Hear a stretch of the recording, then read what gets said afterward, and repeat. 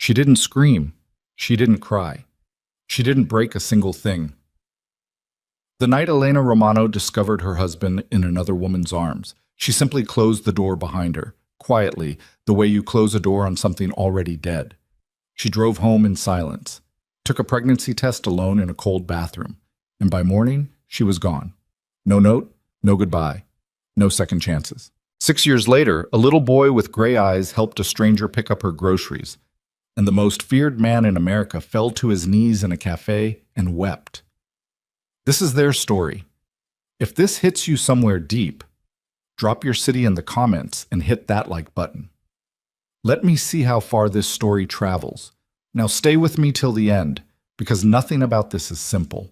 The rain had been falling since noon, the kind of rain that doesn't announce itself. No thunder, no wind, just a gray curtain that drops over the city and stays. The streets of Manhattan smelled like wet concrete and cigarette ash, and somewhere on the 43rd floor of the Romano Tower, a man sat behind a desk that cost more than most people's houses and stared at a folder he didn't want to open. Damian Romano was 41 years old. He had the kind of face that made politicians nervous and made enemies reconsider their life choices. A jaw carved too hard, eyes the color of gunmetal, a mouth that smiled rarely and meant it even less. His suits were tailored in Milan. His watch cost 6 figures. His name, whispered in the right circles, could end careers, ruin families, make people vanish. He was not a good man. He had never pretended to be. But he was, in his own way, a precise man. A man who controlled every variable in every room he walked into. A man who could not, tolerate surprises. Which was why the folder in front of him was still closed. His assistant had left it on the desk 40 minutes ago without a word, which meant she already knew what was inside. The entire floor had gone quiet since then. Even Marco, his head of security, a man who'd once stood unflinching while someone put a bullet in his shoulder, had knocked softly, seen Damian's face, and backed out of the room without speaking. Damian picked up the folder, set it down, picked it up again. He opened it.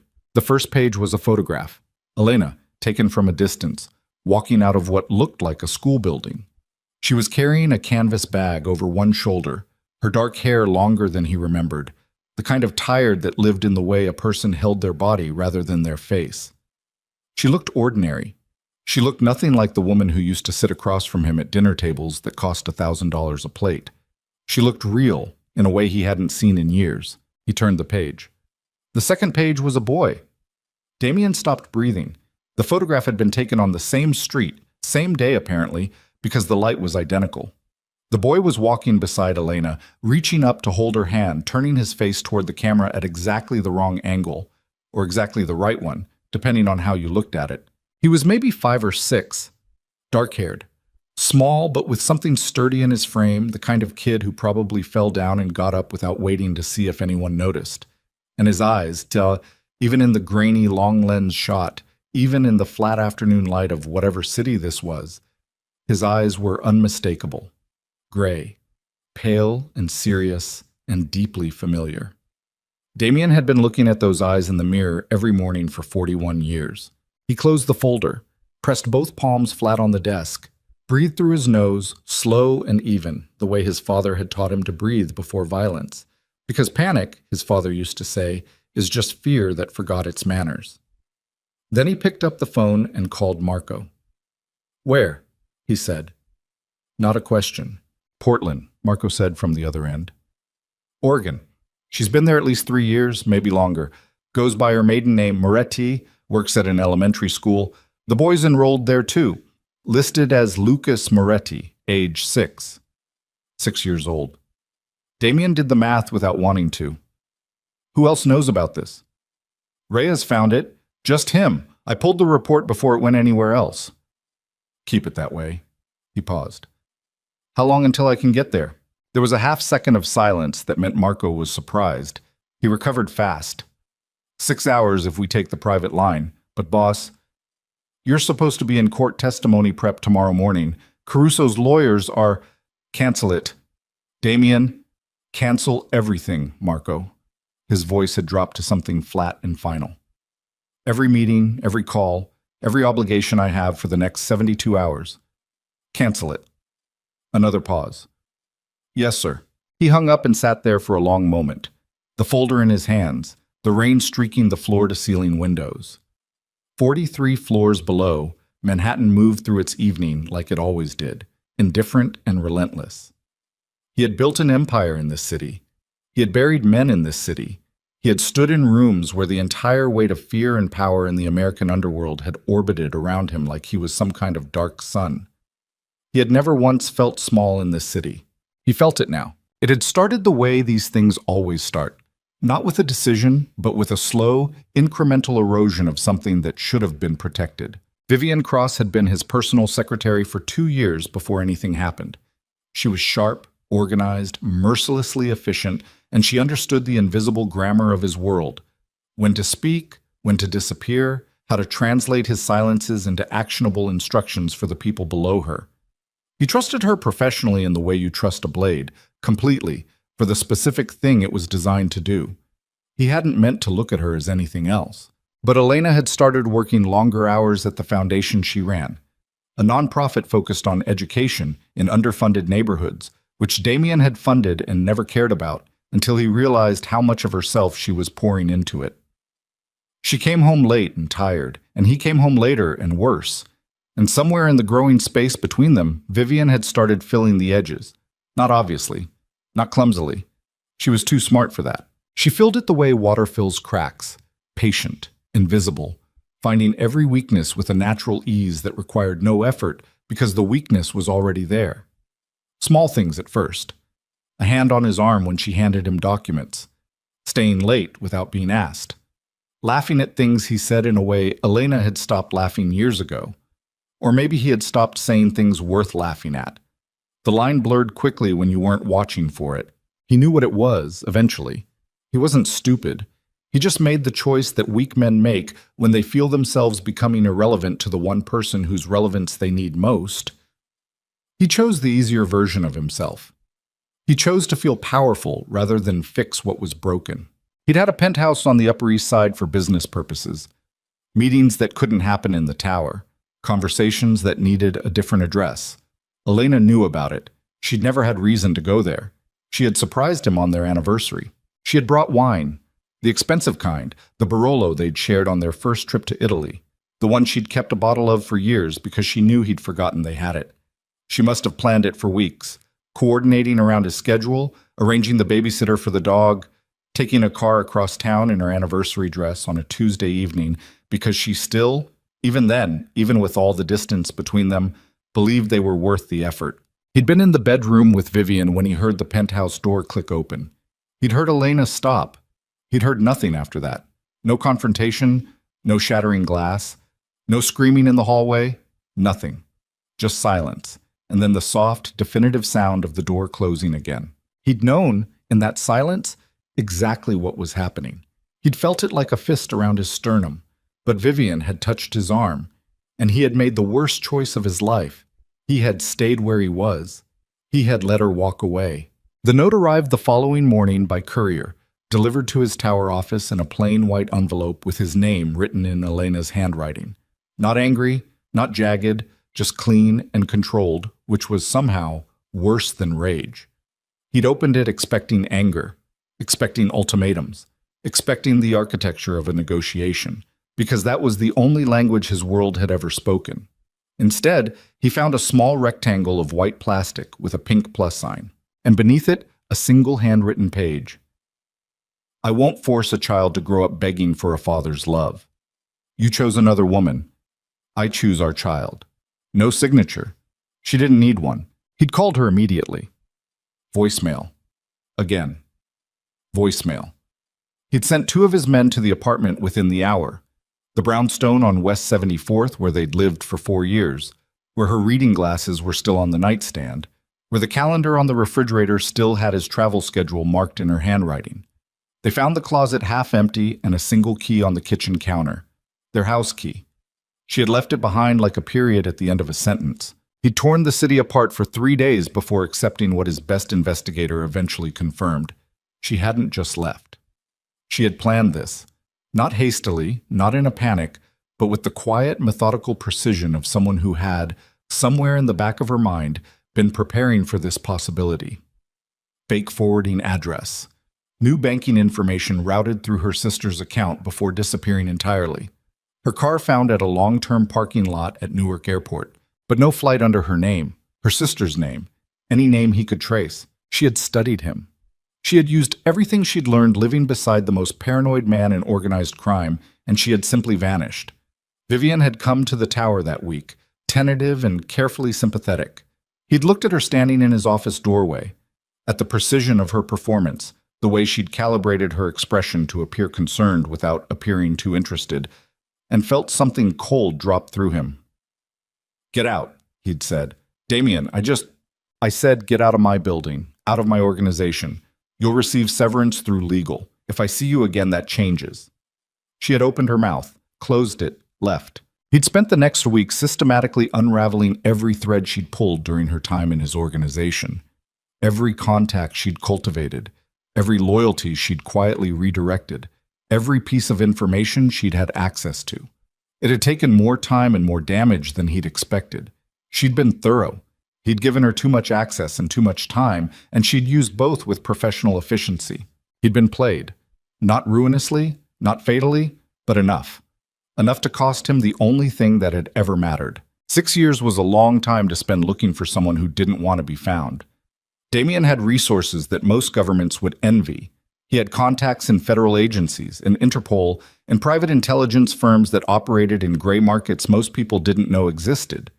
He'd spent close to $4 million across various investigators, surveillance operations, and information purchases. He'd received hundreds of leads, chased dozens of them personally, and found nothing. She was simply gone.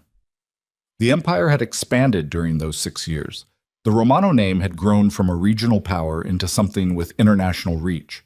Legitimate investments layered over criminal infrastructure the way geological formations layer over each other.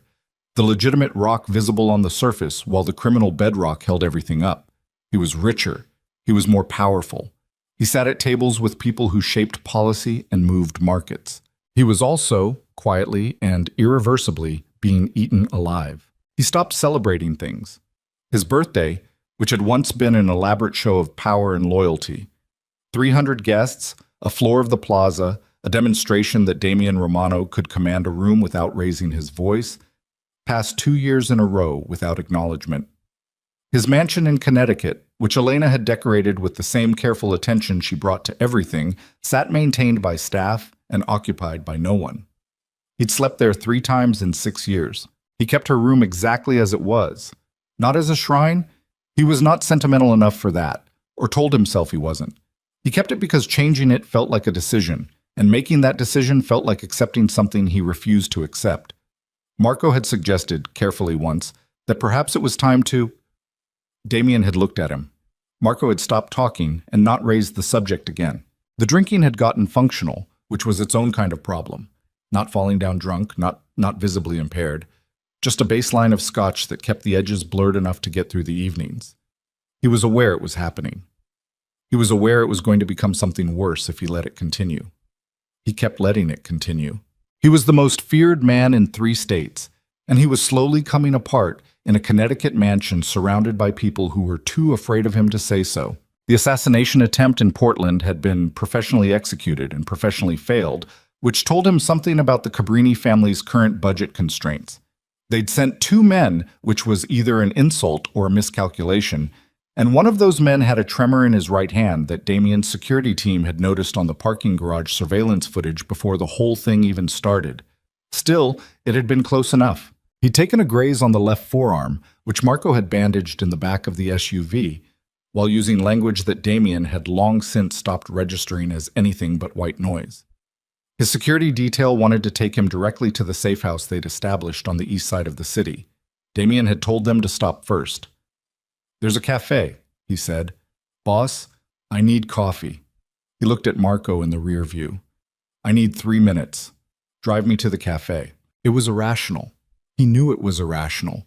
He was bleeding, mildly, into a bandage on his left arm, in a city he'd only come to because an investigator had placed Elena somewhere in the Pacific Northwest 18 months ago, a lead that had gone cold like all the others. He had no reason to be in this specific neighborhood, except that he'd been routing his security advance through this area, and this cafe had appeared on the safe stop list because it was owned by a man who owed the Romano organization a very old, very settled debt. He told himself that was why. He didn't examine why very closely. The cafe was small, warm after the rain-soaked street. It smelled like roasted coffee beans and something baked, cinnamon, maybe, something domestic and harmless. The kind of place that existed in deliberately cheerful defiance of everything Damian Romano's world was made of. He sat at a table near the back. His two remaining security men positioned themselves at the door and the counter without being obvious about it, because they were good at their jobs. Someone brought him coffee he didn't order, which meant the owner had seen him come in.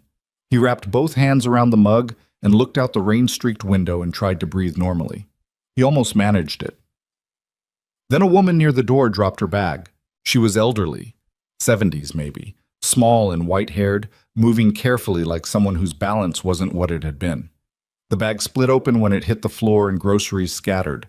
Apples, a loaf of bread, a container of something that rolled under a chair. The cafe turned its head collectively in the way public spaces do, and then turned away again in the way they always do. Except one person didn't turn away. A small boy was there before anyone else moved.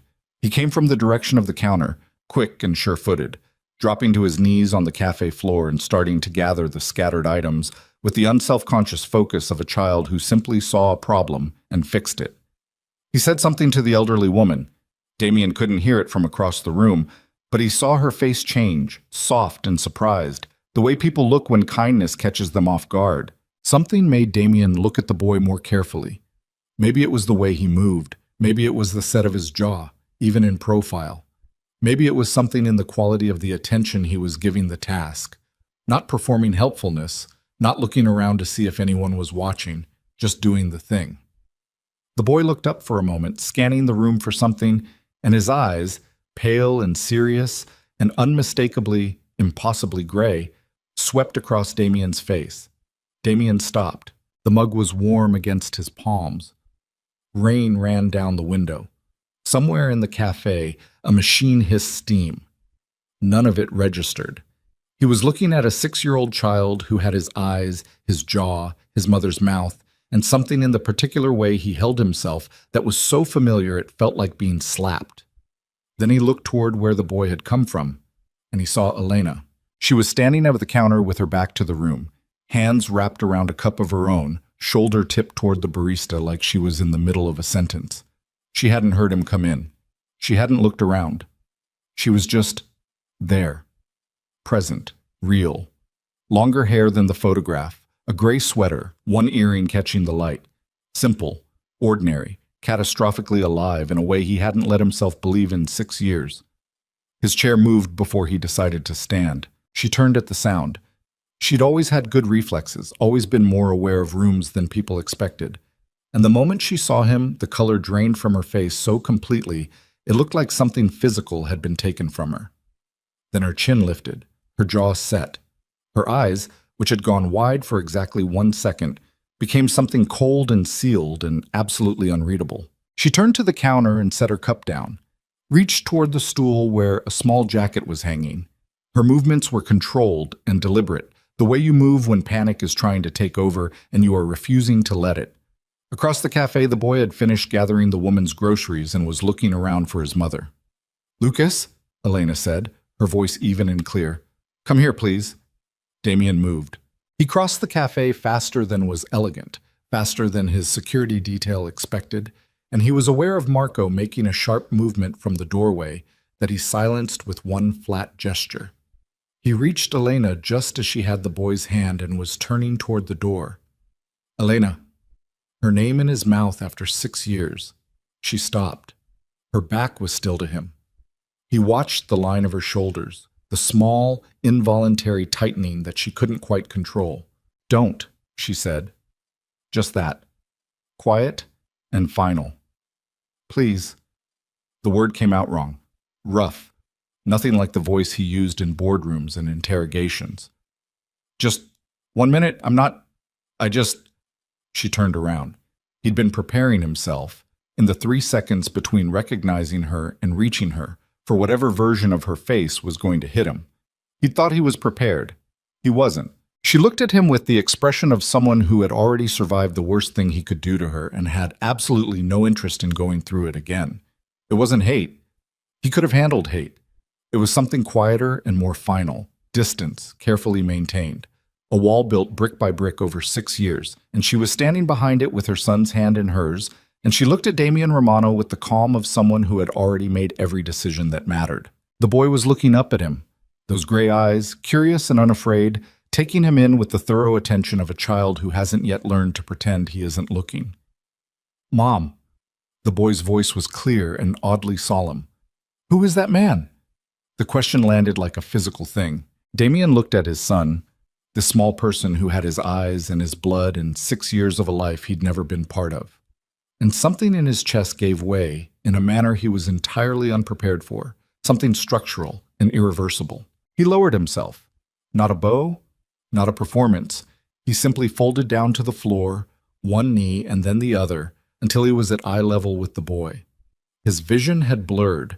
He was aware of it distantly, the way you're aware of weather while something more immediate is happening. The cafe had gone quiet around them. He wasn't aware of it. He was looking at his son. "My name is Damian," he said. His voice was barely recognizable to himself. "I'm your—" He stopped. He looked up at Elena. Just for a moment. One question, wordless. Her expression hadn't changed. The wall was still there. But something in her eyes, not permission, nothing that generous, but something that was not refusal, held for half a second before she looked away. He looked back at the boy. "I'm your father," he said. The words sat in the silence of the cafe like stones dropped into still water, and the ripples moved outward through every person in the room. And Damian Romano, the most feared man in 3 states, a man who had never once in his adult life let anyone see him without his armor, felt the tears come and did not stop them. Because there was nothing left to protect. The boy stared at him with those impossible gray eyes, expression serious and unreadable, processing this information with a solemnity that was heartbreaking and almost funny and completely, devastatingly his. And Elena, standing above them both, hand still at her side, made no move to leave. She hadn't moved, but she hadn't spoken either. That was where they stayed. Damian on his knees, Lucas studying him with the focused gravity of a child deciding something important, and Elena standing above them both like a woman who had built a wall for 6 years and was now watching someone press their forehead against it and bleed. She wasn't going to open the gate, not here, not today. But she hadn't walked out yet. And outside, the rain kept falling on Portland, and across the city in a school building decorated with children's drawings and construction paper alphabets. A classroom sat empty, waiting for a teacher who had no idea yet how completely her carefully constructed life had just changed. Part 2 của kịch bản này được triển khai với dung lượng mục tiêu 3.000 đến 4.000 từ, bắt đầu trực tiếp từ điểm kết thúc của Part 1. Yêu cầu tập trung hoàn toàn vào cấu trúc mâu thuẫn leo thang.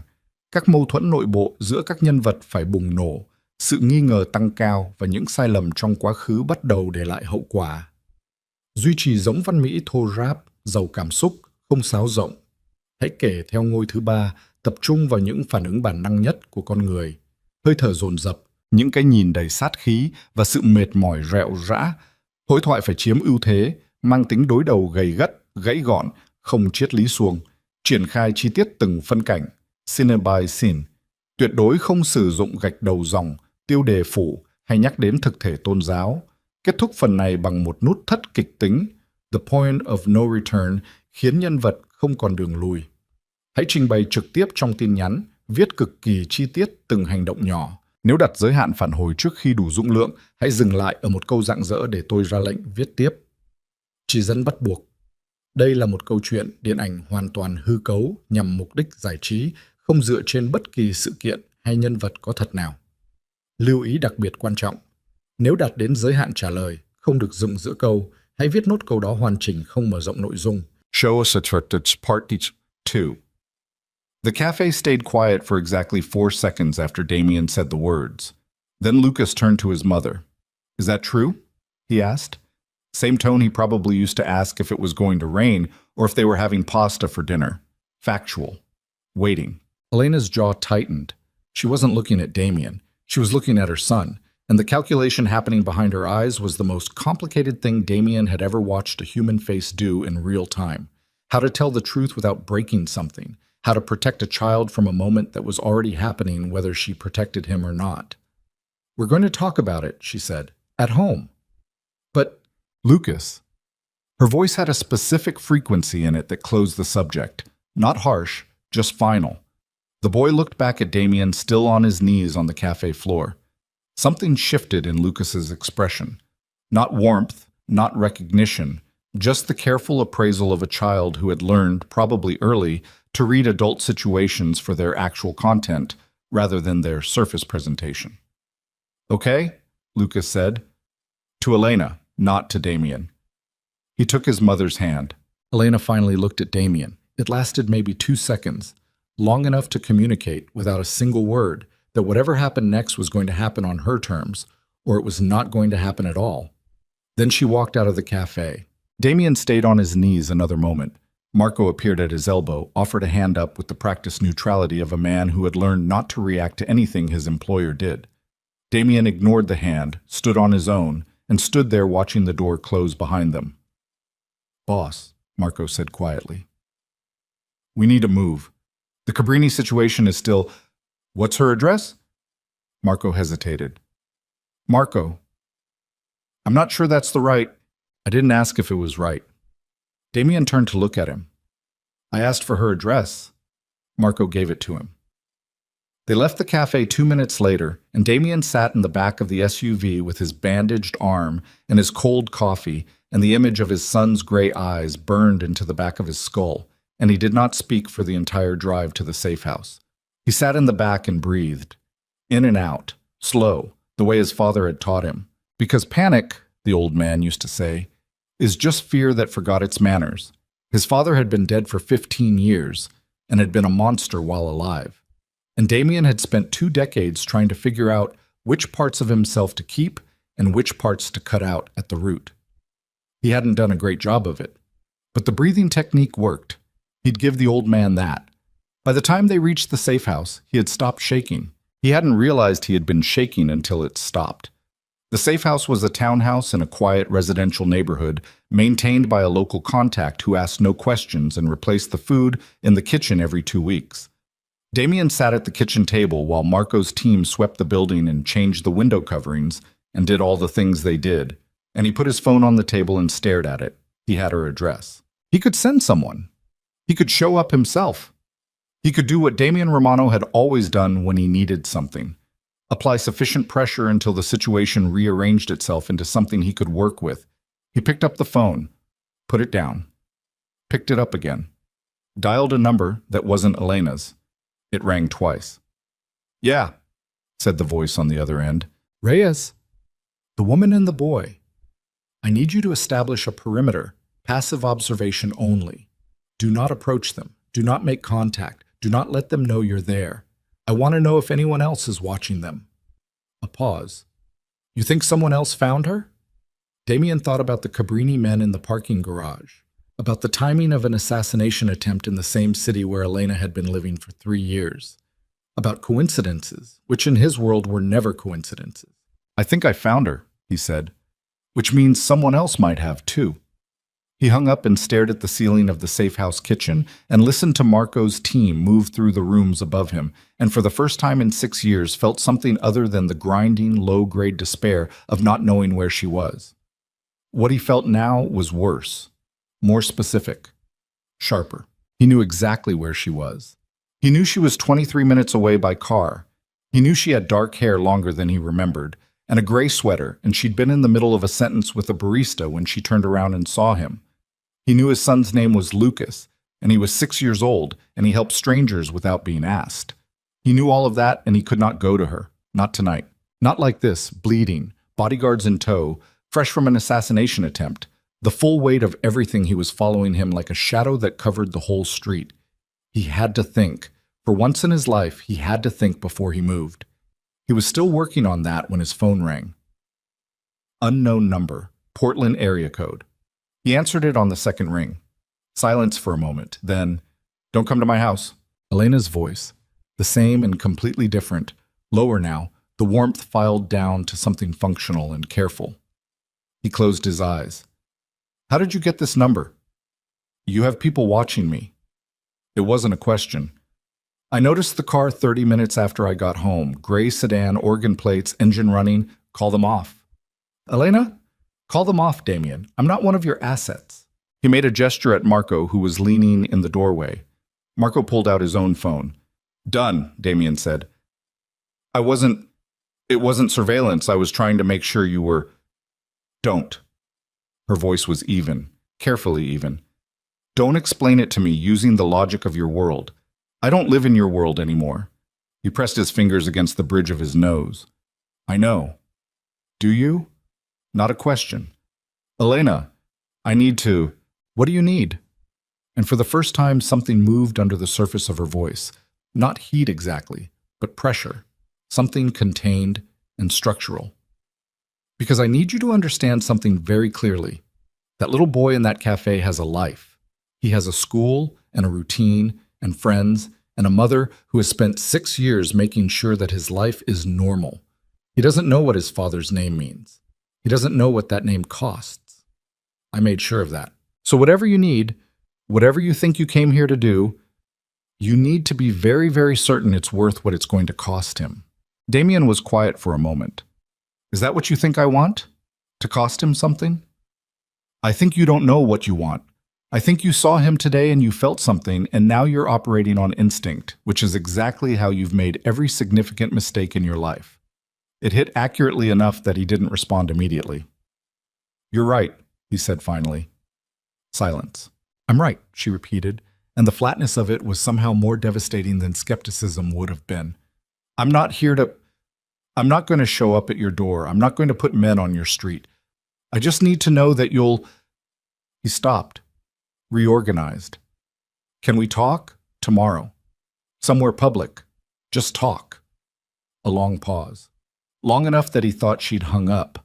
The park on Morrison, she said. 11 o'clock. You come alone. No earpiece, no security detail, nothing.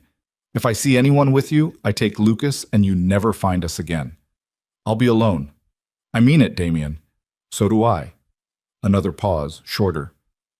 You were bleeding in the cafe, your left arm. He looked down at the bandage. It's nothing.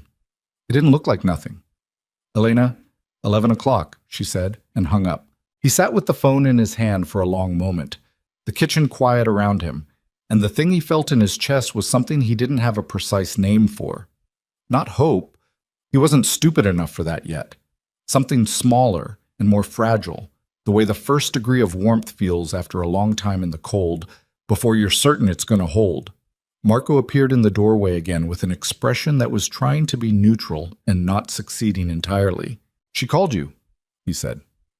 Yes. On this number. Yes. Marco absorbed this. She's good. She always was, Damien said. I just wasn't paying attention. He set the phone on the table and looked at his hands. They were steady now. That was something. He thought about his son helping an old woman pick up groceries. He thought about the unselfconscious focus of it, the way the kid had just seen what needed doing and done it without performing it. He wondered if Elena had taught him that, or if it had just come out of him on its own. He suspected it was both. He suspected, for the first time with any clarity, that he had missed something extraordinary. He went to bed at midnight and did not sleep until nearly 4, and when he did sleep, he dreamed about a cafe and a boy with gray eyes and the sound of a door closing quietly in an Upper East Side penthouse. And in the dream, he turned around before she could leave. Every single time he turned around just in time, and every single time she was already gone. The park on Morrison was the kind of place that existed in medium-sized American cities where someone in the parks department had made genuine effort, good trees, a maintained path, a section of open grass where people walked dogs and children ran in approximate circles. On a Wednesday morning at 11, it was populated by a loose arrangement of retirees, young mothers with strollers, and people working remotely on laptops who had decided the outside world needed to see them being productive. Damien arrived 12 minutes early. Alone, as promised, though it had required a 30-minute argument with Marco that had ended with Marco standing outside the park's north entrance with his hands in his jacket pockets, Technically, not inside the park, which was the compromise they'd landed on. He found a bench with clear sight lines in 3 directions. Old habit. He sat and watched the park's occupants with the professional attentiveness of a man who had spent 20 years reading rooms. Elena arrived at 11 exactly. She was wearing a dark coat over what looked like work clothes. She'd probably come from the school, or was going there after. She was moving with purpose, scanning the park without being obvious about it, and he watched her locate him the way trained people locate each other in crowds. Not by looking directly, but by reading the negative space around the thing you're looking for. She sat down at the opposite end of the bench, not beside him. At the opposite end, with a full person's worth of space between them. She didn't look at him right away. She looked at the park. "You're early," she said. "Habit." "I know." They sat for a moment in the particular silence of 2 people who have run out of small talk because everything unsaid between them is too large. "He asked about you this morning," Elena said. "Lucas?" "He asked if that man from the cafe was really his father." Damien's hands were flat on his thighs. He kept them still. "What did you tell him?" "I told him yes." She paused. "I told him your name. He looked it up on the school computer during free period. His teacher found him, called me." Something cold moved through Damien's chest. What did he find? Elena finally turned to look at him. Her expression was not angry. That would have been easier. It was exhausted in the specific way that people get exhausted when they've been managing something enormous alone for a very long time. He found a Wikipedia entry. He found a New York Times article from 2021. He found... She stopped. He found enough. Elena. "He's 6, Damien. He knows what the word alleged means because he looked that up too. He's a very thorough child." Something flickered in her expression, pride fighting with everything else, which was almost unbearable to witness. He came home and sat at the kitchen table and he said, "Mom, is my dad a bad guy?" And I sat there and I thought about how to answer that, and She pressed her lips together. "I've spent 6 years building a life where that question couldn't exist. And now it does." "I know." He looked at the grass. "I'm sorry." "Don't." "Elena, I said don't." Her voice didn't rise. Sorry is a word, Damien. You're good at words. You're good at the right word at the right moment. I know how good you are at it. So please do not say sorry to me and expect me to do something with it. He closed his mouth. She looked away again. A dog ran past, chasing a ball, its owner jogging behind with the resigned expression of someone who'd long since accepted that this was going to be the whole walk. Elena watched it. "What do you want?" she asked. "I want to know my son." "That's it?" He stopped. "No, that's not it. But that's where I'm starting. Because everything else requires you to trust me, even a fraction, and I know I have no right to ask for that. So I'm starting with the part that's about him, not about us. I want to know Lucas. I want him to know who I am." "He already knows who you are," Elena said. He looked it up. "Who I am. Not what people say I am." She turned to look at him again. The look was long and specific, and it was doing something, measuring something, or checking something she'd already calculated against the real-time data in front of her. "He asked if he could meet you," she said finally. Quiet. Like she wasn't sure she wanted to say it out loud. Damien looked at her.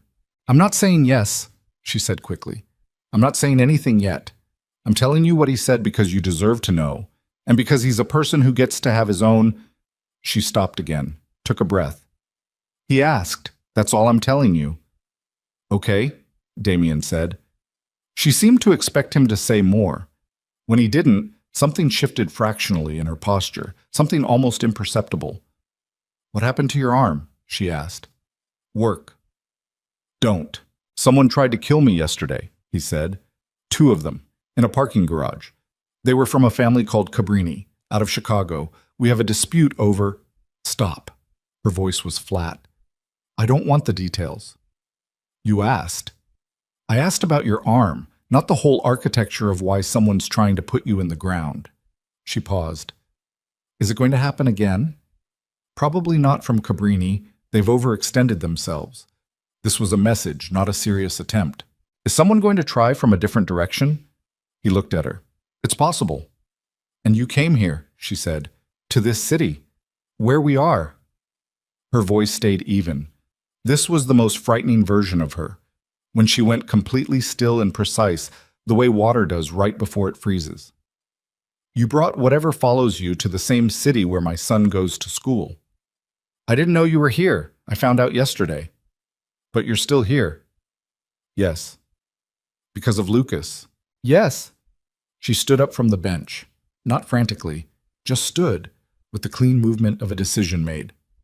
She straightened her coat. She looked out at the park for a moment. I need you to go back to New York, she said.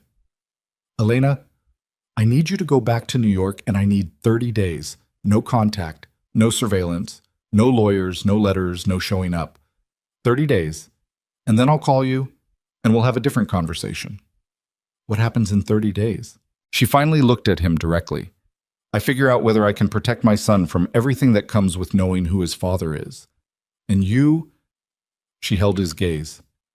You figure out whether you're actually willing to change anything.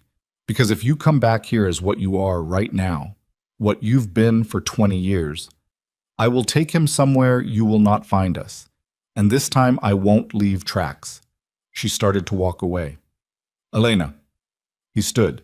The Cabrini attempt. The timing. She stopped, turned her head slightly. I need to know if they found you, if they know about Lucas. He said it evenly, without inflection, because it was important that she heard it clearly. If that's why they tried to move on me here, in Portland, instead of anywhere else, then the 30 days changes things. She turned around fully. Her face had changed. What are you saying? I'm saying I had a team run the timing last night. The Cabrini hit was organized quickly. Too quickly for it to be coincidence that it happened here. He watched her process this. It's possible it was coincidence. It's possible they had their own reasons for choosing Portland. But if someone in my world knows about you and Lucas, then we're not safe. Her voice had dropped. Not scared. Elena was too contained for obvious fear. But something in the color of it had changed, gone darker, more grounded. I don't know yet, he said. I'm trying to find out. She stared at him. You come here and tell me this, and then tell me you don't know yet. I'm telling you now because you deserve to know now. I could have waited until I had more information, but how long? She said. How long until you know? 24 hours. Maybe 48. She made a sound that wasn't quite a laugh. Humorless and brief and containing approximately 6 years of accumulation. She looked at the sky for a moment, jaw set, and then looked back at him with the expression of someone whose plan has just been dismantled in front of them. If someone in your organization knows about my son, she said, then what exactly are you proposing? I'm proposing that you let me deal with it before you decide anything else. Deal with it. She repeated the phrase with a flatness that said she understood exactly what it meant. Yes. And while you deal with it, what happens to Lucas? He goes about his day, school, normal. Nothing changes for him. You don't tell him anything. My people watch from a distance. Absolutely not.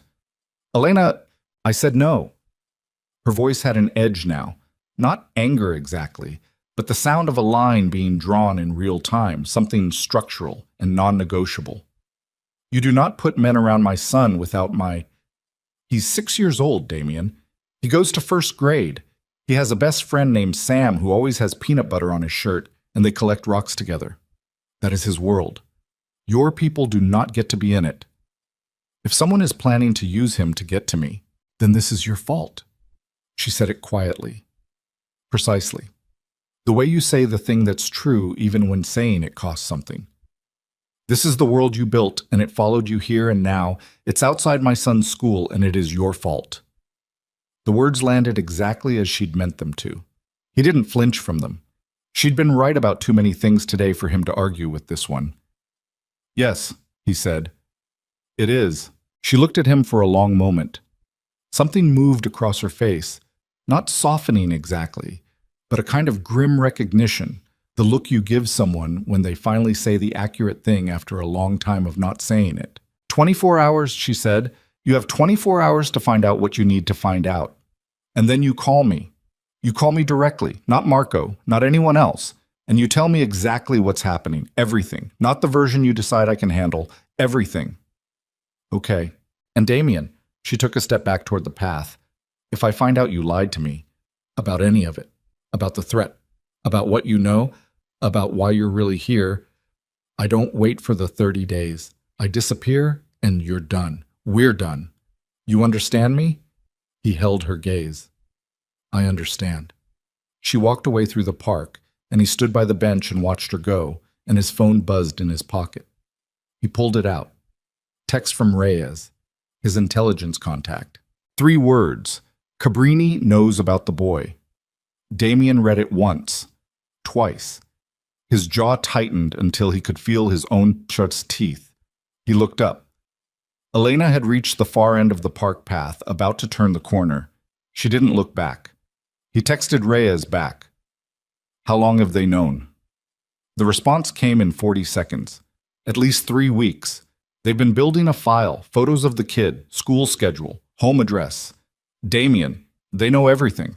He read it standing in the middle of a public park in Portland, Oregon, with joggers and dog walkers moving around him in the gray northwest sky pressing down overhead, and felt something shift in him that had no precise name.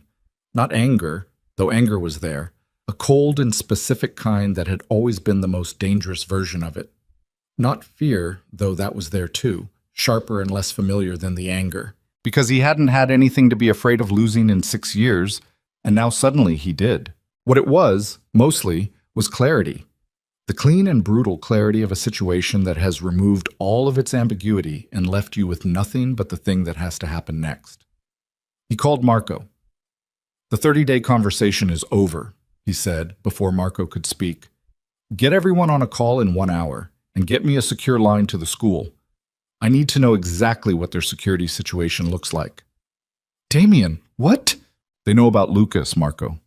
His voice was flat and even. 3 weeks. They have his schedule, his address. The silence on Marco's end lasted exactly 1 second. 1 hour, Marco said. Done. Damien hung up and looked at the spot where Elena had disappeared around the path. Somewhere in this city, a 6-year-old boy was sitting in a first-grade classroom collecting rocks with a kid named Sam, and 3 weeks ago, men who wanted to destroy Damien Romano had taken his photograph through a long lens and written down what time he left for school in the morning. Damien Romano had spent 20 years being feared. He understood, standing in that park on a gray Wednesday morning, that he had never in his life been actually afraid until right now. And that fear, sharp and clean, and clarifying in a way that nothing else ever had been, was about to make him. The most dangerous version of Damien Romano was not the one who shouted. It was this one, the one who went quiet. He walked out of Morrison Park with his phone in his hand and his jaw set, and something behind his eyes that made a woman on the path instinctively move her stroller to the side as he passed, the way animals move away from things that read as predator before the conscious mind catches up.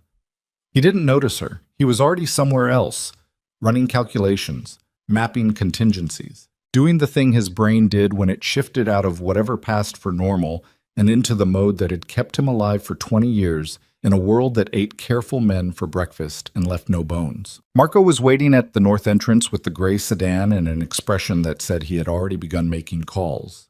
Damien got in without speaking. Reyes is pulling everything on the Cabrini file, Marco said, pulling into traffic.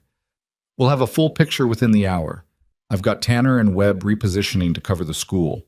Passive, unmarked, nothing that'll flag to a civilian. She'll know. Maybe. But if Cabrini has people already running surveillance on the kid, we can't leave him exposed while we... I know that, Marco. His voice was even. Do it. But keep it clean. If she calls me about a strange car, I need to be able to tell her it's ours. And will that help? Damien looked out the window. No, but it's better than the alternative. They drove in silence for 90 seconds. The city moved past. Coffee shops, a hardware store, a woman walking a very large dog with the resigned authority of someone who had long since lost any actual control over the situation. How deep is the file? Damien asked. Reyes said photos, schedule, home address. Marco paused. He also said there's communication between the Cabrini intelligence arm and a third party, Someone who provided the initial lead. Damien turned away from the window. What third party? Marco's hands adjusted on the wheel. Fractional. The kind of adjustment that meant he didn't want to say the next thing. He's still pulling the thread. Should have a name within the hour. Someone in our organization. Looks like. The sedan moved through a yellow light. Damien looked at the back of Marco's head. Marco was 53 years old, had been with the Romano organization for 26 years, had taken a bullet once that was meant for Damien's father, and another one that was meant for Damien himself. He was the most trusted person in Damien's world, which in practical terms meant he was the person Damien had managed to trust about 60% of the way, which in this world was essentially a blood bond. When you know the name, Damien said, you come to me first, before you do anything else, before you make a call, before you talk to anyone. You come to me. Understood. I mean it, Marco. I know you do. The safe house kitchen felt smaller than it had the night before. Damien stood at the counter and drank coffee that was too strong and watched Reyes work from a laptop at the table, his fingers moving with the particular focused speed of someone who had learned that in this business, the interval between information and action was the interval where people died. Reyes was 34, former intelligence contractor, currently employed by the Romano organization in a capacity that didn't have a title because giving it a title would have required paperwork. He was methodical and humorless, and had the kind of face that people forgot immediately after looking at it, which was professionally useful. Damien trusted him approximately 55% of the way, which was slightly less than Marco, but more than everyone else. Talk to me, Damien said, still pulling the thread on the third party. Reyes didn't look up. But I've got more on the Cabrini file itself. They've had eyes on the boy for 22 days. Photos go back 3 weeks, consistent surveillance, minimum 2 people rotating. They know his classroom location in the school building. They've got a floor plan. They know which door he uses in the morning. The coffee mug was warm against Damien's hands. He set it down carefully. They're planning to move, he said. The communication pattern suggests they're in a final planning phase. They haven't moved yet, which means they're either waiting for a trigger or a specific window. Reyes paused. There's something else. Say it. Reyes looked up for the first time. He had the expression of someone who had decided that the accurate thing and the comfortable thing were very different. And he was going to say the accurate thing because that was what he was paid for. The Cabrini file on the boy. It's detailed in a way that external surveillance alone doesn't explain.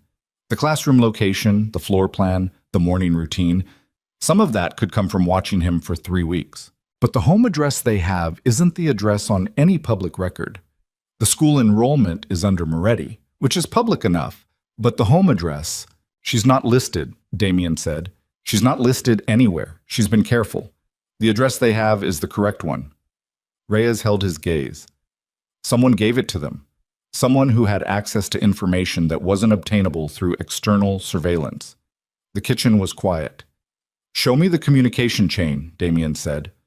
Reyes turned the laptop around. The chain was displayed as a series of encrypted message fragments that Reyes had partially reconstructed, timestamps, partial sender identifiers, a routing map that showed the messages bouncing through 3 intermediary points before reaching the Cabrini intelligence contact in Chicago. The reconstruction was incomplete.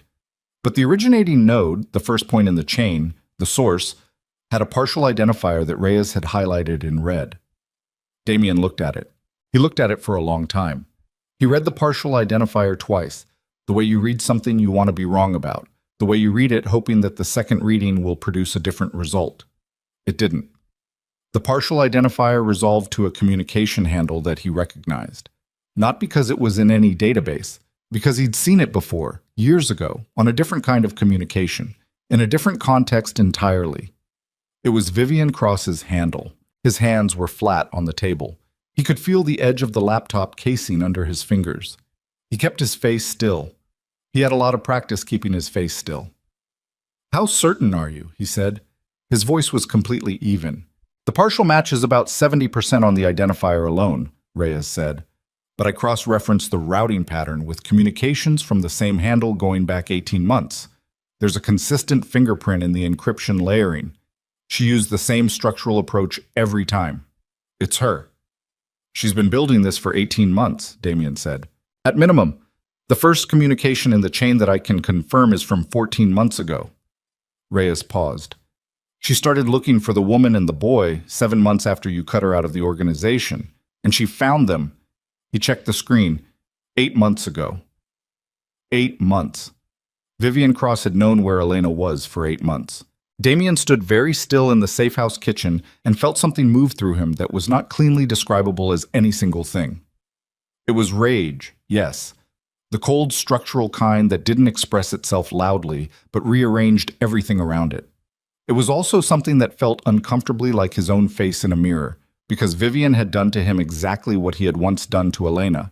She had found the thing that mattered most, and she had aimed at it, patient and precise, and she had waited for the moment when the damage would be maximal. He had trained her in a way. He had shown her by example how this world operated.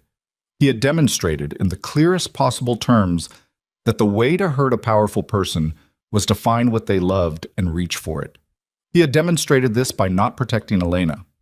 Now Elena's son was in a file with his school floor plan and his morning schedule, and it was his fault in more ways than he had accounting for. Where is she now? He asked. New York, Upper West Side. She's been running a private consulting operation, legitimate surface, standard security advising, but the client list has significant overlap with Romano rivals. She's been monetizing what she knows. Reyes said it without editorializing, which was professionalism, and which cost Damien nothing because the editorial was available to him internally. Does Cabrini know she's the source? They know they have a source. Whether they've identified her specifically, Reyes shook his head. I can't confirm that. If they identify her, Damien said slowly, they'll use her up and cut her loose. And she knows that, which means she's working on an exit from the arrangement. That would be my read. Which means she either moves the Cabrini timeline up before they get to her, or she gives them something bigger to keep herself valuable. Something bigger than the location of your hidden son is going to be hard to produce. Unless she gives them the son himself. The words sat in the kitchen. Marco, who had been leaning in the doorway, straightened. Not quickly. Marco didn't do anything quickly. But the weight of his attention shifted and sharpened. Damien looked at the time on the laptop screen. It was 12:47 in the afternoon. Lucas would be in school for another 2 hours and 40 minutes. I need a car, he said.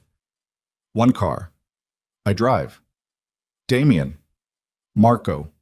He turned to look at him. One car. If I show up to that school in a convoy, Elena will see it and she'll run. She said she would, and she means it. I need to get to her before she hears about this from someone else, or sees something that makes her run before I can explain. And if Cabrini has people watching the school right now, then they'll see me coming, which is its own kind of message. He picked up his phone, his jacket, his keys. Tell Tanner and Webb to tighten up, but stay invisible. Nobody moves on anyone until I say so.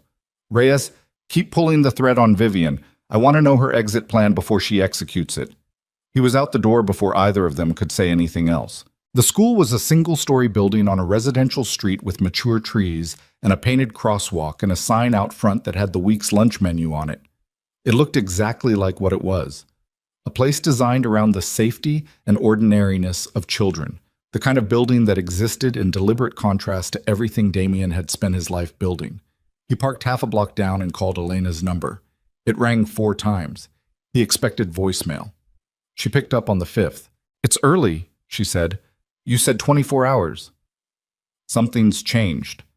He looked at the school building through the windshield. A crossing guard in an orange vest was eating a sandwich on the front steps. A minivan was pulling out of the parking lot. I need you to go get Lucas from school right now, quietly. Don't make it look like anything. Just tell them it's a dentist appointment. Tell them anything, but get him out of the building. Silence. Elena? What happened? Not a question. The way she said it, flat, present tense, told him she'd already shifted into the mode he recognized from the early years, when she'd understood enough of his world to know when the temperature had changed. The Cabrini family has a file on Lucas, photos, schedule, floor plan of the school. They've had it for 3 weeks. I don't think they're going to move today, but I can't confirm that window, and I'm not willing to. I'm already in my car, she said. He heard the car door, the engine. "There's something else," he said. "Tell me when Lucas is with me." "Elena, tell me when my son is in this car."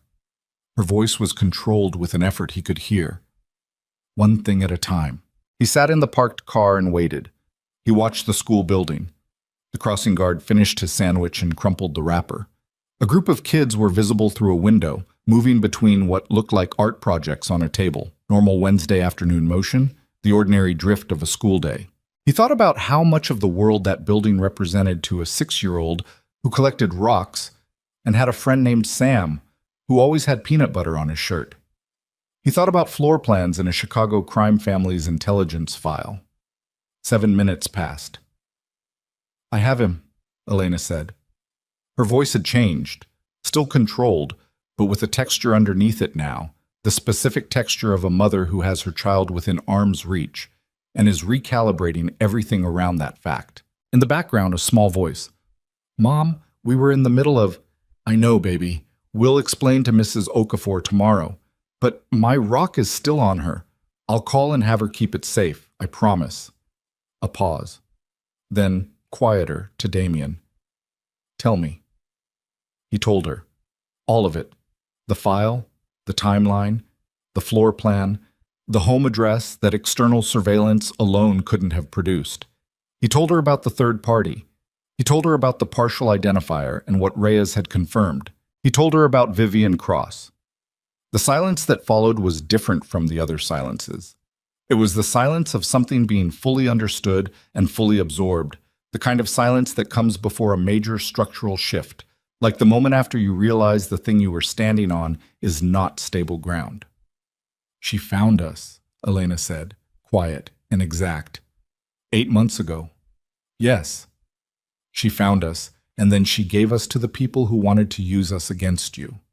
"Yes." Another silence. He could hear Lucas saying something in the background, the particular unaware chatter of a child who has no idea what the adult conversation next to him contains. "Where are you?" Elena asked. "Half a block from the school. I can see a black car." A pause. "That's you." "Yes." "Come to my house," she said, flat, decided, the voice of someone who has just removed an option from the list and is working with what remains. "Come now, alone." "Elena, I don't think your house is—" "My house is where I'm going," she said, "because Lucas needs to be home and I need to think. And you're going to sit across from me and tell me everything. Not the version you've been editing, Damien, everything. And then we're going to figure out what happens next, together. Because apparently the choice to figure it out alone was made for me 8 months ago by someone who knew where I lived." He put the car in drive. "I'll be there in 10 minutes, he said. "I know," she said, and hung up. Her house was a craftsman on a tree-lined street, small, well-kept, with a porch that had a bench and a pair of rubber boots by the door that were sized for a 6-year-old. The flower boxes under the windows were planted with something he didn't know the name of. The mailbox had Moretti on it in small, clean letters. She had built a real life here. That was the thing he kept registering, then setting aside because there wasn't room for it right now. She had built something genuine and ordinary and careful, a life that looked nothing like what she'd come from. And it was good, and it was real, and he had put it at risk just by existing. He parked and walked to the door.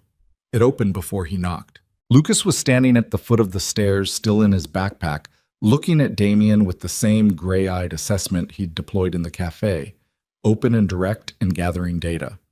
Elena was behind him, hand on the boy's shoulder. "You can take your backpack upstairs," she told Lucas. "I'll come up in a few minutes and we'll make a snack." "Is he staying?" Lucas asked, nodding at Damien. "For a little while." The boy considered this with the thoroughness he apparently brought to all considerations. Then he looked at Damien. "Do you know how to play chess?" Damien blinked. "Yes?" "My mom's not very good." A pause.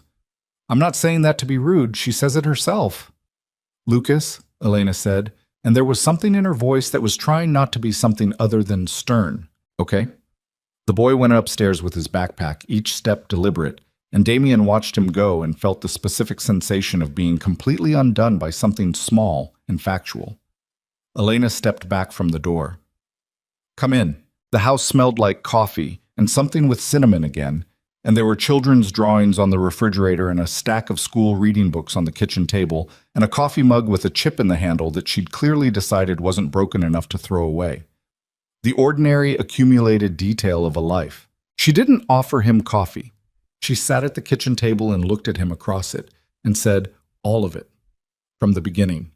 What Reyes found, what the timeline is, what you think Cabrini is planning, and what you think Vivian is planning. All of it, and no edits. He sat across from her and told her. He talked for 20 minutes. She didn't interrupt. She sat with her hands flat on the table, the way he'd sat in the safe house, and she listened with the complete focused attention of someone who understood that what they were hearing was going to determine every decision they made from this point forward. When he finished, she was quiet for a moment. Vivian needs Cabrini to move before they figure out she's not worth protecting anymore, she said. Yes.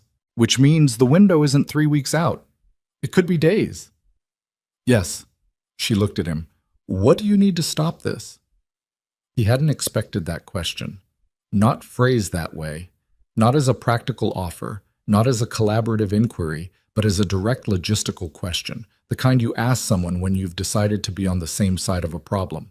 I need to find Vivian before she accelerates the Cabrini timeline, he said. And I need to put enough visible pressure on Cabrini's Chicago operation that they pull their Portland resources back to defend their own house. I can do both of those things, but it takes... His phone buzzed. He looked at it. Reyes. He answered. Talk. She's gone, Reyes said. Vivian Cross. Her apartment's clean. Not packed up clean. Gone in a hurry clean. Building security has her leaving at 9 this morning with one bag. Credit cards and phone haven't moved since then. Damien looked at Elena across the table. She's running, he said to Reyes. She knows we're pulling the thread. Someone told her. That's my read. Which means she's already called in whatever she still had to offer. He kept his voice even. What did she have left to offer them, Reyes? What's the one thing that could make Cabrini move tonight instead of waiting?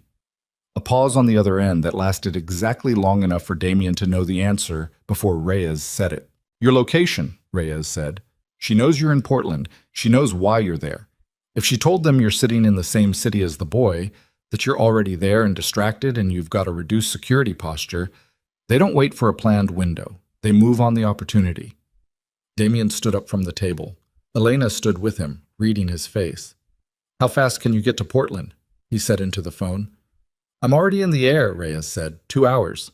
Call Marco. Tell him the timeline has collapsed. Tell him I need everything moved up and I need... His phone buzzed against his ear. Another call incoming. Marco's number. I'll call you back. He switched calls. Marco, we have a problem. Marco's voice was stripped of everything non-essential, which was how Damien knew it was serious. Tanner just called. There's a vehicle parked at the end of the school's street. They didn't clock it earlier because it's a neighborhood car, registered local, nothing flagged. But it hasn't moved in 4 hours and there's been a shift change. 2 people got out. 2 different people got in. It's a relay watch. They're already there, Damien said. They're already there, Marco confirmed. And they don't know Lucas isn't in the building anymore. How long before they figure that out? End of school day. 2 hours, maybe less if they have a contact inside. A pause. Damien, if they clock that the kid was pulled early and they think you're about to move him, they won't wait, Damien said. I know. He hung up. He looked at Elena. She had heard enough. Her face was white and completely still. They're outside the school, she said. Yes, but they don't know Lucas isn't there. We have a window. How long? 2 hours? Maybe less. She looked at him for a moment with the expression of a woman who had spent 6 years building a wall and was now watching the ground on both sides of it on fire. Then something in her face made a decision. Not resigned, not broken, but hard and clear and forward-facing. What do we do? She said. And in that moment, in those 3 words, in the shift from I to we, something changed between them that had nothing to do with forgiveness and everything to do with the simple, brutal arithmetic of 2 people who needed to protect the same child. We move Lucas, he said. Now. Tonight. I know a place they won't find. He has school tomorrow. He looked at her. I know, she said. She pressed her fingers to her mouth for a second and then dropped her hand. I know, I just... She stopped. It's his life, Damien. It's his normal life. I know what I'm asking you to give up, he said. I know what it costs. And I'm telling you that if we stay here tonight, by morning, they will know he's not in that school and they will come here. She turned away from him. She put both hands on the kitchen counter and stood there for a moment, looking at the coffee mug with the chip in it, the school reading books on the table, the drawings on the refrigerator. Then she straightened. I'll pack his bag, she said. He has a stuffed bear. If we leave without it, he won't sleep. She was already moving, crossing to the hallway. I need 15 minutes. You have 10, he said. She stopped at the bottom of the stairs. Didn't turn around. Damien. Yes. When this is over, she stopped. Started again.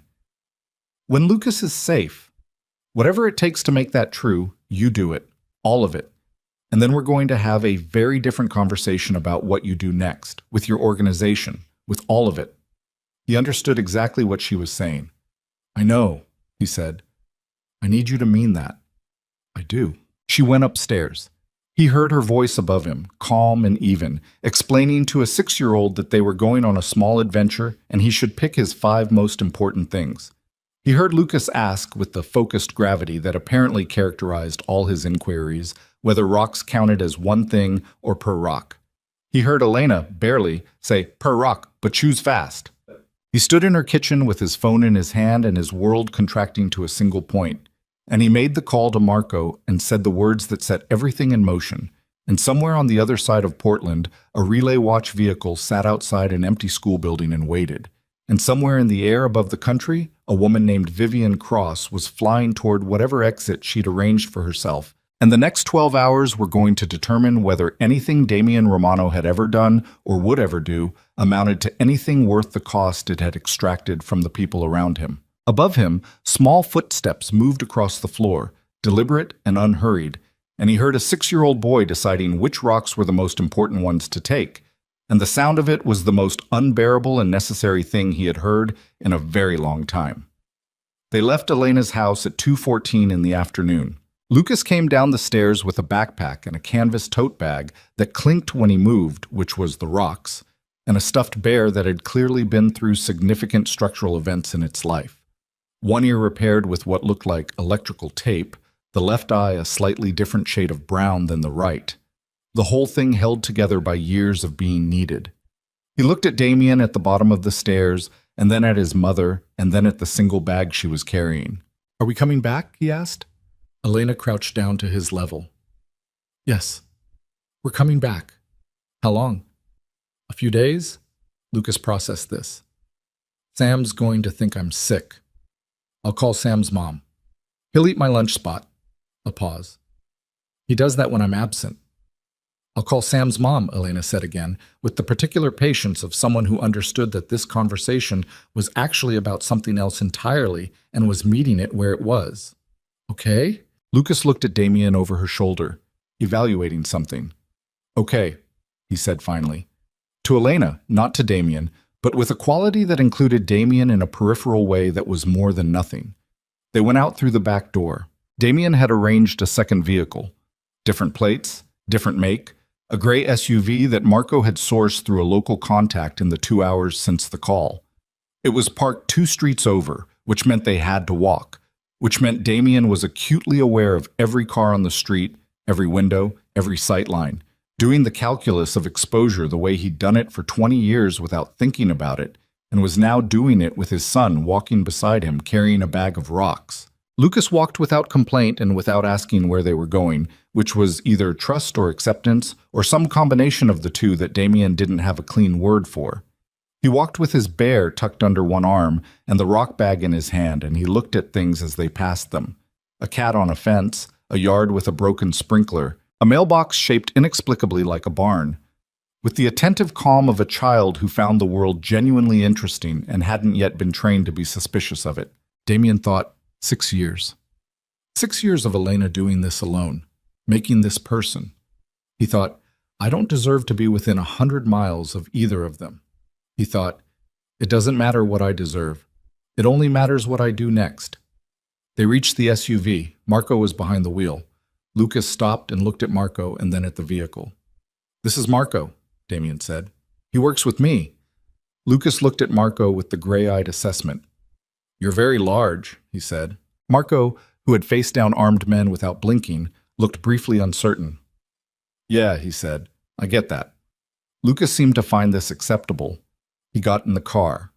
They drove north. The safe house Damien had arranged was a property 40 minutes outside Portland, a private rental that existed off the standard booking platforms, sourced through a channel that Reyes maintained for situations exactly like this. It was a house on several acres, tree-screened from the road, with a single entrance and sight lines that covered all approaches. It was also, because Damien had spent the drive revising his operational picture in real time, almost certainly not where they were going to spend the night, because Vivian Cross was in the air. And Vivian Cross knew about the Safe House network. He'd built it with her organizational help 5 years ago, which he had not thought about until 20 minutes into the drive, when the specific memory surfaced with the particular cruelty of relevant information arriving too late. He called Reyes. "The property on the Hillsborough route," he said. "Is it compromised?" A pause. "I was about to call you about that." "Tell me."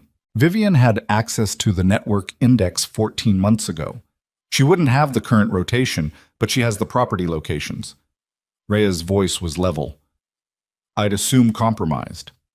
"All of them?" "The ones that existed 14 months ago. I've been cross-referencing. There are 3 properties acquired since then that she wouldn't have." "Closest one." 40 minutes south, different direction. "Send Marco the address." He hung up, looked out the window, looked at Marco in the rear view. "Change of direction." Marco's eyes didn't flicker. "Got it." In the back seat, Lucas had fallen asleep against Elena's shoulder with the bear wedged between his chin and his chest. Elena was looking out the window. When Damien turned to look at her, she was already looking at him. "Problem?" she said quietly. "Adjusting the route." She looked at him for a moment with the expression she'd been using since the park, the one that measured the gap between what he said and what was actually happening. Then she looked back out the window and adjusted her arm around Lucas's sleeping weight and said nothing, which was its own kind of answer. The second property was a farmhouse set well back from a 2-lane road, surrounded by Douglas firs that were old enough and dense enough to block any sightline from the road.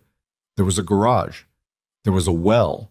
There was a landline, which was either endearingly archaic or specifically useful depending on how tonight went. They arrived at 4:40 in the afternoon. Lucas woke up when his car stopped, looked around at the trees and the house and the garage with the specific disorientation of someone coming back from deep sleep, and said, "Are we here?" "We're here," Damien said. "It's in the woods." "Yes." "Are there bears?" Marco, getting out of the driver's side. "Black bears, but they're more afraid of you than you are of them." Lucas considered this with apparent skepticism. "I'm not afraid of them," he said. "Then you're even," Marco said. Something happened in Lucas's face, brief and bright and almost imperceptible. The edge of something that was not quite a smile, but was adjacent to it. Then it was gone, and he was climbing out of the car with his bear and his rock bag, assessing the property with the thorough attention he brought to everything. Elena was out and moving before Damien could say anything, taking Lucas inside, doing the thing she always did, establishing the perimeter of safety around her child, making the space readable and manageable before he had to inhabit it. Damien watched her do it and felt the familiar combination of things that watching her had always produced in him, something like admiration and something like recognition and something like grief that had been sitting in him for 6 years like water in a sealed container. Marco came to stand beside him. They both looked at the house. "Reyes lands in 40 minutes, Marco said. "I know." Tanner's team picked up movement at the school.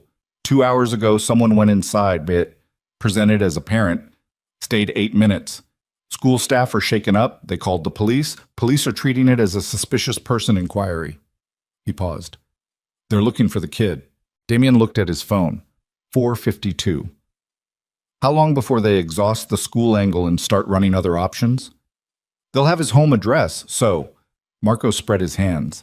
"Meaning they already had it, meaning the clock from the moment they checked that address to the moment they had a direction was short."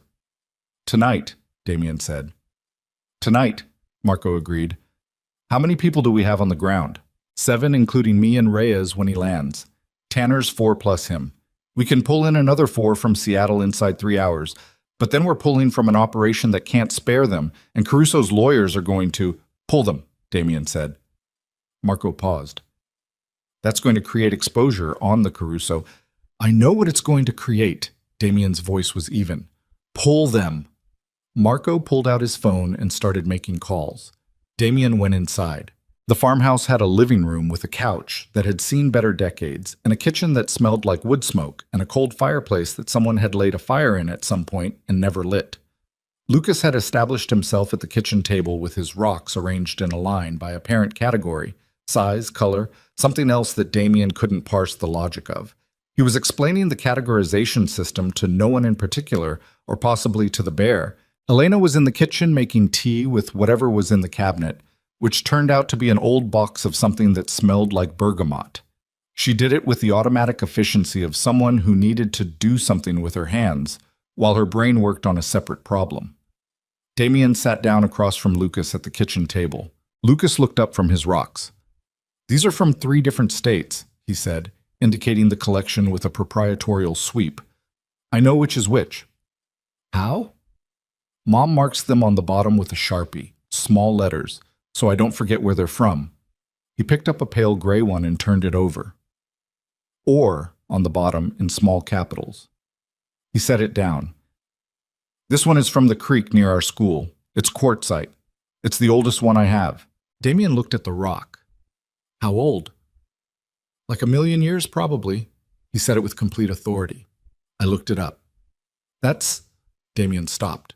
Started again. That's a long time. Everything was underwater here once, Lucas said. The whole valley. That's why there are shells in some of the rocks. He looked at Damien with the gray eyes, direct. Did you know that? I didn't. Most adults don't. He said it without condescension, just as a fact about the world. He looked at his rocks for a moment. Then, are we here because someone wants to hurt us? Damien went very still. Elena's hands paused on the mug she was holding. Lucas was still looking at his rocks. His face was calm, the kind of calm that children produce when they've already thought about something alone and decided on a position before bringing it to the adults. I heard you talking in the car, he said. You said tonight, and Marco said tonight, and you both sounded like that. Like what? Damien asked. Lucas looked up. Like when Mom sounds when something's wrong, but she doesn't want me to know yet. He held Damien's gaze with complete composure. Is someone going to try to hurt us because of you? The kitchen was very quiet. Yes, Damien said. Elena made a small sound from the counter. She didn't say anything. She was looking at him, and he could feel the question in it. Whether this was the right call, whether a 6-year-old needed this information, whether...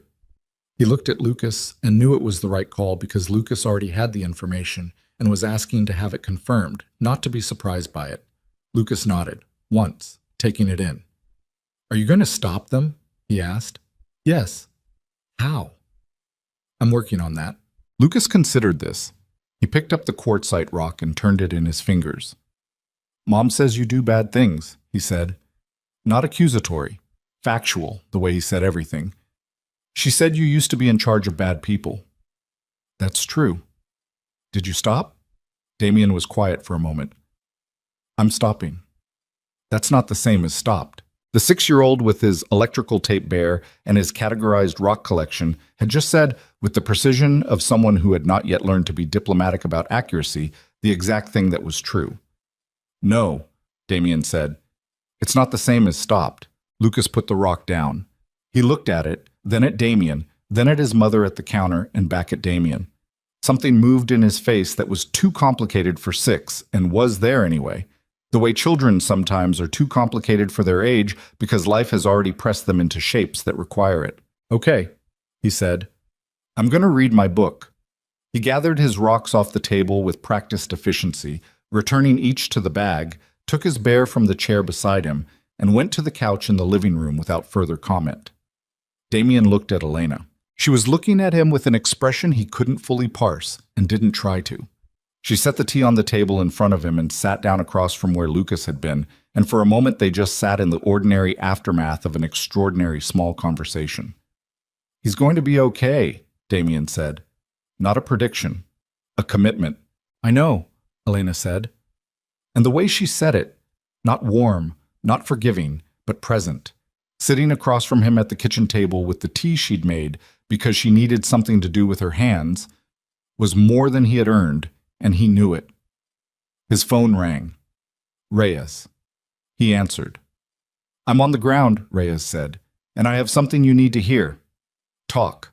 Vivian called the Cabrini contact 48 minutes ago. I have the intercept.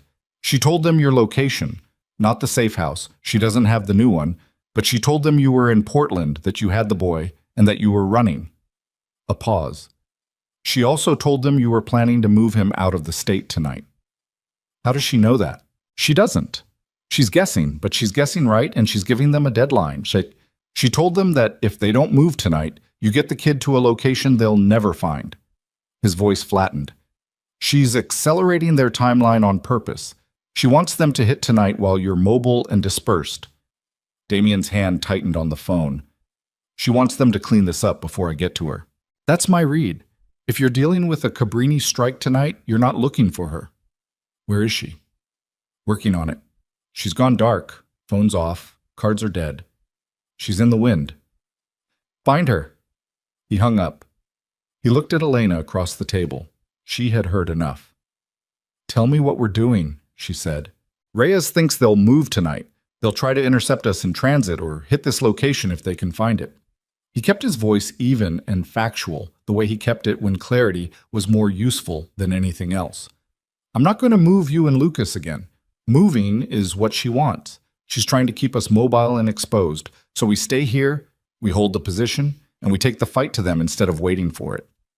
Take the fight to them, she repeated. I have 11 people on the ground. Cabrini sent 2 for the parking garage, probably 4 to 6 for a residential operation. If I can identify their staging point before they move, Damien, her voice was quiet, there is a child on that couch. I know. He's reading a book about marine invertebrates.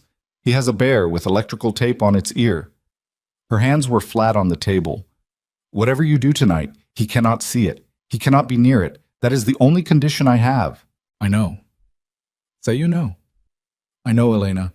She held his gaze for a moment. Then she looked toward the living room, where the sound of a page turning was audible in the quiet house. She looked back. What do you need from me? She said. Stay in this room with him. Don't open the door for anyone except Marco. If you hear anything that sounds wrong...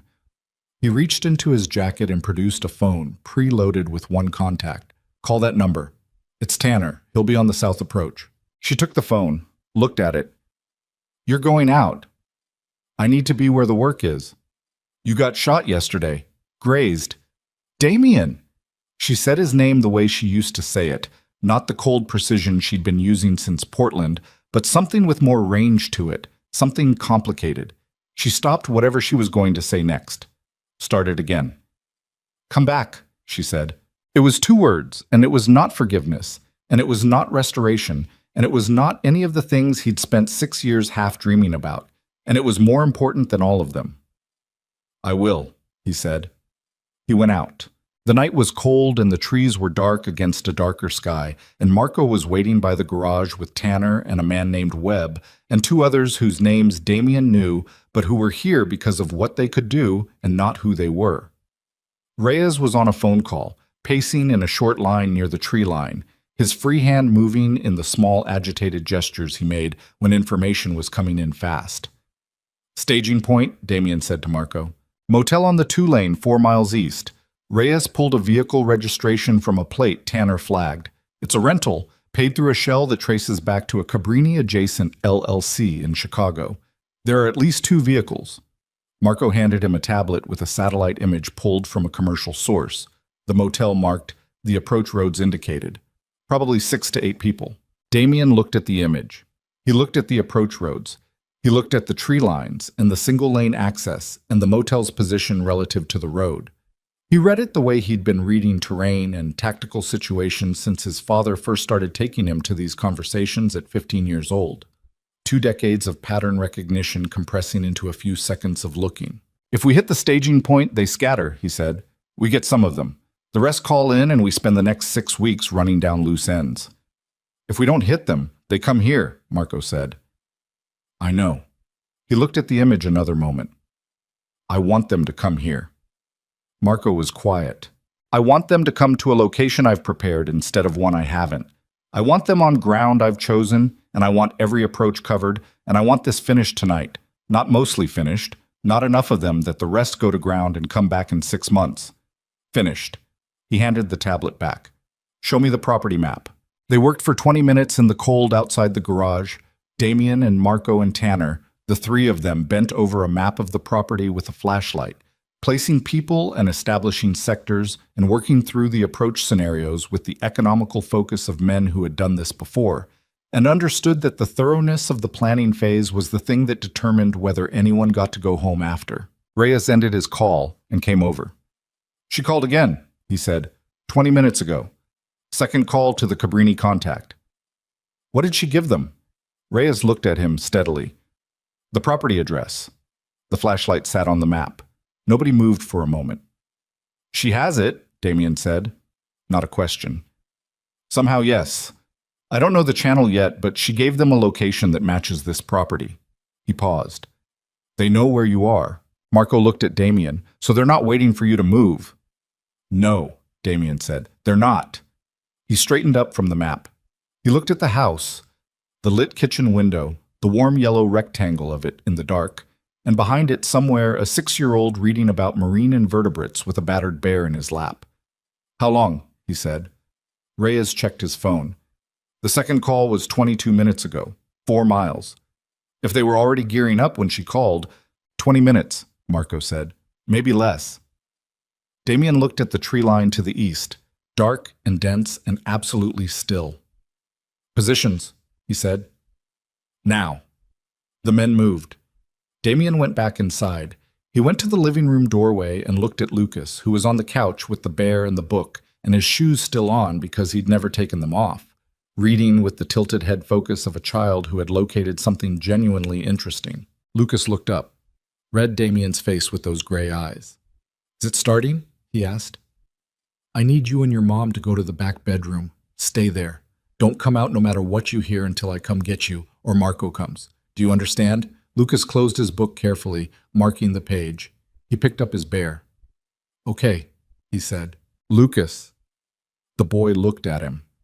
Damien crouched to his level, the way he'd crouched in the cafe, and looked at his son from a distance of 2 feet and felt the particular terror of having something that mattered.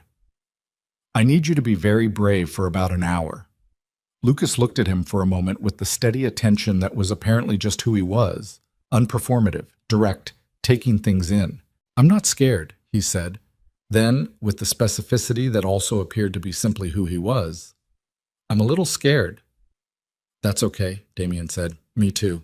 Something in Lucas's face made the fractional shift, that almost not smile that had appeared in the car when Marco talked about the bears. And then he stood up with his bear under his arm and walked to the back of the house to find his mother, and Damien listened to his footsteps and Elena's voice, low and calm, and the sound of a door closing. He stood up. He checked the weapon at his back, checked the second one at his ankle, rolled his left shoulder. The grazed arm pulled and burned, and he noted it and set it aside, because pain was information, and information was useful, but it was not a decision maker. His phone buzzed. Marco, East tree line, they're early. He moved to the window, looked at the dark between the trees. Nothing visible. And then, movement. Not much. The way shadows moved when something solid passed in front of something slightly less dark. They were already at the perimeter. He texted Marco back. Hold until they breach. I want them inside the approach. 3 seconds. Then Marco. Confirmed. Damien positioned himself at the interior wall beside the front door, where he'd have angle on the entry point and cover from the window. He controlled his breathing. In, slow, out, slow. The house was quiet. Outside, somewhere in the dark between the trees, men who had come to take a 6-year-old boy away from his father were moving through the cold toward a building where they thought they had the advantage of surprise. They were about to discover they did not. The front window exploded inward. Not a bullet, a concussion device, the kind designed to disorient rather than destroy. And Damien was already moving when it went because he'd seen the shadow at the window 2 seconds before, and he'd known. And the door came in hard off its hinges, and 2 men were through it before the smoke finished expanding, and Damien came around the wall, and the next 30 seconds were the kind that don't exist in linear time. They exist in fragments, a shoulder dropping, a weight shifting, the specific geometry of 2 bodies in a doorframe, and the decision that had to be made before conscious thought could slow it down. Damien had been in rooms like this before. He had been in worse rooms. But he had never been in a room like this with his son 30 feet away behind a closed door, and that fact changed the physics of everything, made the air thicker and the margins smaller and the acceptable outcomes fewer. The first man through the door was large and fast, and made the mistake that large, fast people sometimes made. He moved like his size was sufficient, like it had always been sufficient, like the room would rearrange itself around him the way rooms usually did. Damien let him have 2 steps into the smoke and then took him at the angle where size became a liability rather than an asset, the inside of the entry where leverage mattered more than mass. It was efficient, and it was ugly, and it put the man on the floor in a way that meant he was not getting up quickly. The second man was smarter. He'd held the door frame, used the first man as information, adjusted. He had a weapon up, and Damien was already not where he'd been, moving lateral, putting the wall between himself and the angle, and there was a shot. Loud in the enclosed space, too loud, the kind of loud that Damien felt in his back teeth, and that he knew, with the part of his brain that was tracking everything simultaneously, had just been heard in the back bedroom. He heard Elena's voice through the wall, low and immediate. "Stay down. Stay with me." Lucas's voice, something wordless. Then nothing from the back bedroom, because she was good at this. She had always been good at things that required controlled fear, and he did not have room in the next 10 seconds to think about them. So he put them in a compartment and closed it and dealt with the man in the doorframe. Outside, Marco's team had engaged. He could hear it, not chaos, structured, the way it sounded when people who knew what they were doing were working, controlled bursts of violence with purpose and direction. Tanner's voice at one point, a single sharp word, and then returned silence that meant Tanner's sector was handled. There were 6 of them total. He'd estimated 6 to 8, and it was 6, which meant his read on the Cabrini budget constraints had been accurate, which was the kind of thing you noted and filed and did not find satisfying because being right about the number did not change the fact that 6 men had come to this house where his son was sleeping, or not sleeping, was pressed against a wall in the back bedroom with his bear and his mother's arm around him, listening to what was happening. And that fact was something Damien was going to have to carry. It took 11 minutes. Afterward, the farmhouse was quiet, in the way that places are quiet after violence. Not peaceful, not empty, but scrubbed of something, like the aftermath of a storm where the air has been changed. Damien stood in the living room with his back against the wall and his right hand pressed against his side and breathed through his nose. The graze on his left arm had reopened somewhere in the 11 minutes. His right side had taken something, not a bullet, a blade. One of the Cabrini men had been carrying a knife as a secondary and had managed to put it somewhere useful before Marco had resolved that particular situation. It was not deep. It was not nothing. He could feel it with each breath, a specific pulling complaint that he categorized and set aside. Marco came through the front door. He looked at Damien's hand pressed to his side. He looked at his face. "How bad?" "Manageable." In a minute." He straightened off the wall. "All 6? 5 contained, 1 ran, Tanner's tracking. The runner needs to be found before he makes a call. Tanner knows." Marco's voice had the particular quality it had when he wanted to say something and was calculating whether to say it. "Damien, your side."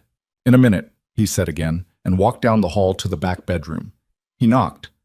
3 knocks, then 2, which was what he'd told Marco to do, and which he should have told Elena before he went out and hadn't, because there hadn't been time, and he knew she would hear it and understand because she always understood the thing that needed understanding, even when he hadn't been clear enough about it. A silence. Then the door opened. Elena had Lucas in front of her, both of them on the floor in the corner where the 2 walls met. The corner farthest from the window, which was where he would have told her to go if he'd had time to tell her anything, and which she had found without being told. She had the phone he'd given her in one hand. Her other arm was around Lucas. She looked at Damien. Her face went through something. Several things, quickly, one after the other, the way faces do when they've been managing fear for 11 minutes, and the thing they were afraid of has resolved into a person standing in the doorway. Then she looked at his side, at his hand pressed against it. "You're bleeding," she said. "I'm okay." "That's not what I said." Lucas was looking at him too. He hadn't moved from his mother's side, but he was looking at Damien with the complete focused attention of a child who had spent 11 minutes listening to what was happening in the rest of the house and was now looking for data to compare to what he'd heard. "It's over," Damien said to him. "It's done." Lucas looked at him for a long moment.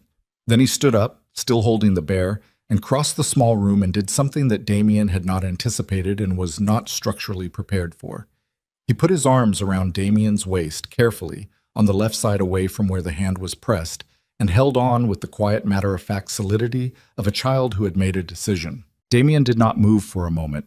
He was bleeding and exhausted, and his right side was sending him regular complaints, and he was standing in a farmhouse in rural Oregon at the end of the longest 48 hours of his life, and his son was holding on to him with both arms. He put his free hand on the back of Lucas's head, held it there. He looked up at Elena over the top of the boy's head. She was looking at them. Her face was doing the complicated thing again, the thing that contained too many things to be any one of them cleanly. Her eyes were very bright. She pressed her lips together and looked away. "Come on," she said, voice only slightly different from normal. "Let me look at that cut." She was not a nurse. She was a former nonprofit director who had been a Mafia wife for 4 years and had learned, in that time, a specific set of practical competencies that had nothing to do with what she'd planned for her life. She cleaned the cut at the farmhouse kitchen table with the first aid kit from under the bathroom sink and medical tape that was too wide for the purpose, and she worked with the focused efficiency of someone who was doing something concrete because concrete things could be done correctly. Damien sat still and let her. Lucas had stationed himself on the chair beside Damien, the bear on the table in front of him, the rock bag at his feet. He was quiet in the way he was when he was processing, not withdrawn, just internal, turning something over. Marco appeared in the kitchen doorway. Tanner got the runner, clean. He looked at the tableau at the table. Reyes has a location on Vivian Cross. Damien looked at him. Elena's hands paused on the tape she was cutting. She didn't look up. "Where?" Damien said. "SeaTac. She had a ticket to Zurich under a name we didn't have for her. Flight boards in 3 hours. 3 hours. Zurich. She had money outside the country. Of course she did. She'd been in his organization long enough to know how that was done. And she'd had 2 years in his organization and 6 years since to build the architecture of an exit. He looked at the table, at Lucas's rocks in their careful arrangement, at the bear with the electrical tape ear, at Elena's hands holding the medical tape and not moving. "Let her go," he said. Marco was quiet for a moment. "Damien, she's gone, Marco." "Let her take it." He kept his voice even. "She'll spend the rest of her life looking over her shoulder and spending money in a country where she doesn't know anyone. And she already knows that whatever she built here is finished, and she's going to land in Zurich and be nobody." He paused. "That's sufficient." Marco held his gaze for a moment, reading the decision, looking for the thing behind it, the calculation, the angle, the long play, finding, apparently, that there wasn't one.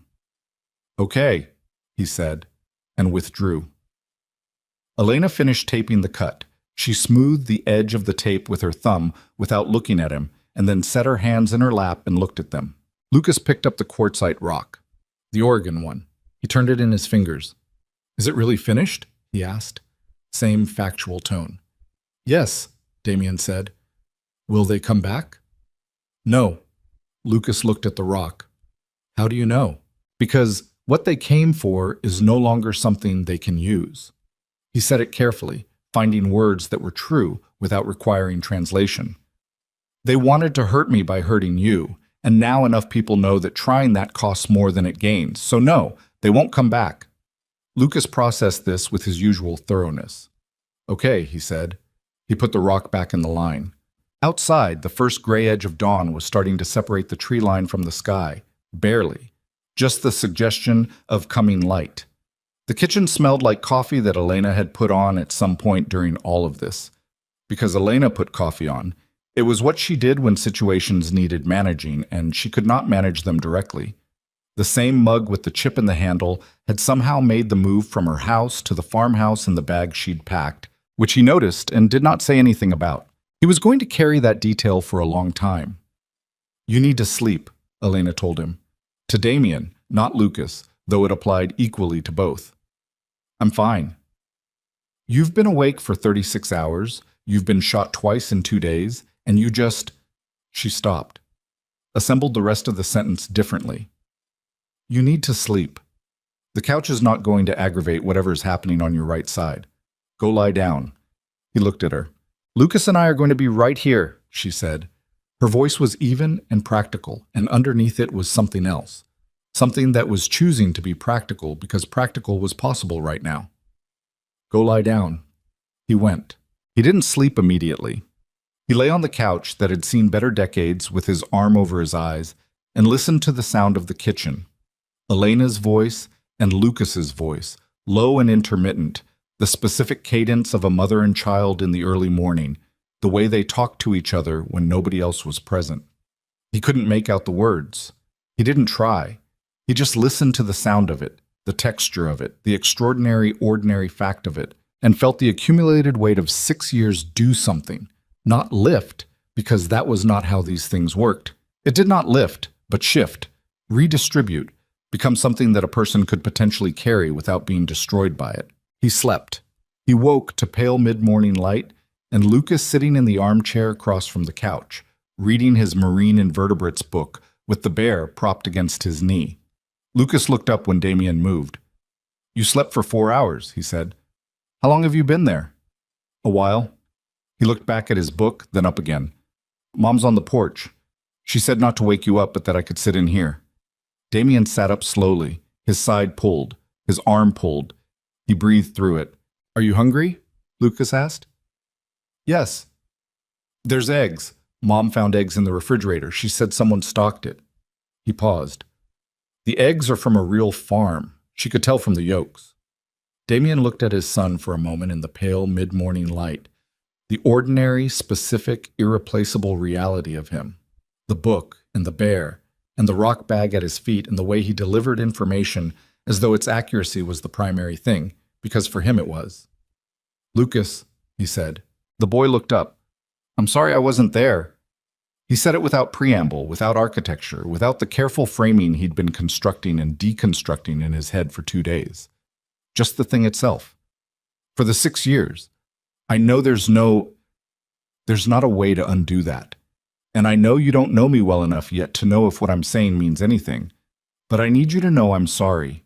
Lucas looked at him with the gray eyes, the total attentive silence of a child in the process of deciding something. "Mom explained some of it," he said finally. "Last night, while you were sleeping." He looked at the book in his hands. "She said you made bad choices, and that some of those choices hurt her, and that she had to keep me safe from the people your choices made into enemies." "That's true." "She also said—" He stopped, his brow furrowed slightly. "She said that the reason you came to Portland wasn't just because of me. She said you'd been looking for a long time." He looked up. "Is that true?" "Yes." "How long?"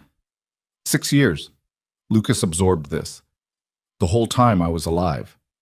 "Yes." He was quiet for a moment.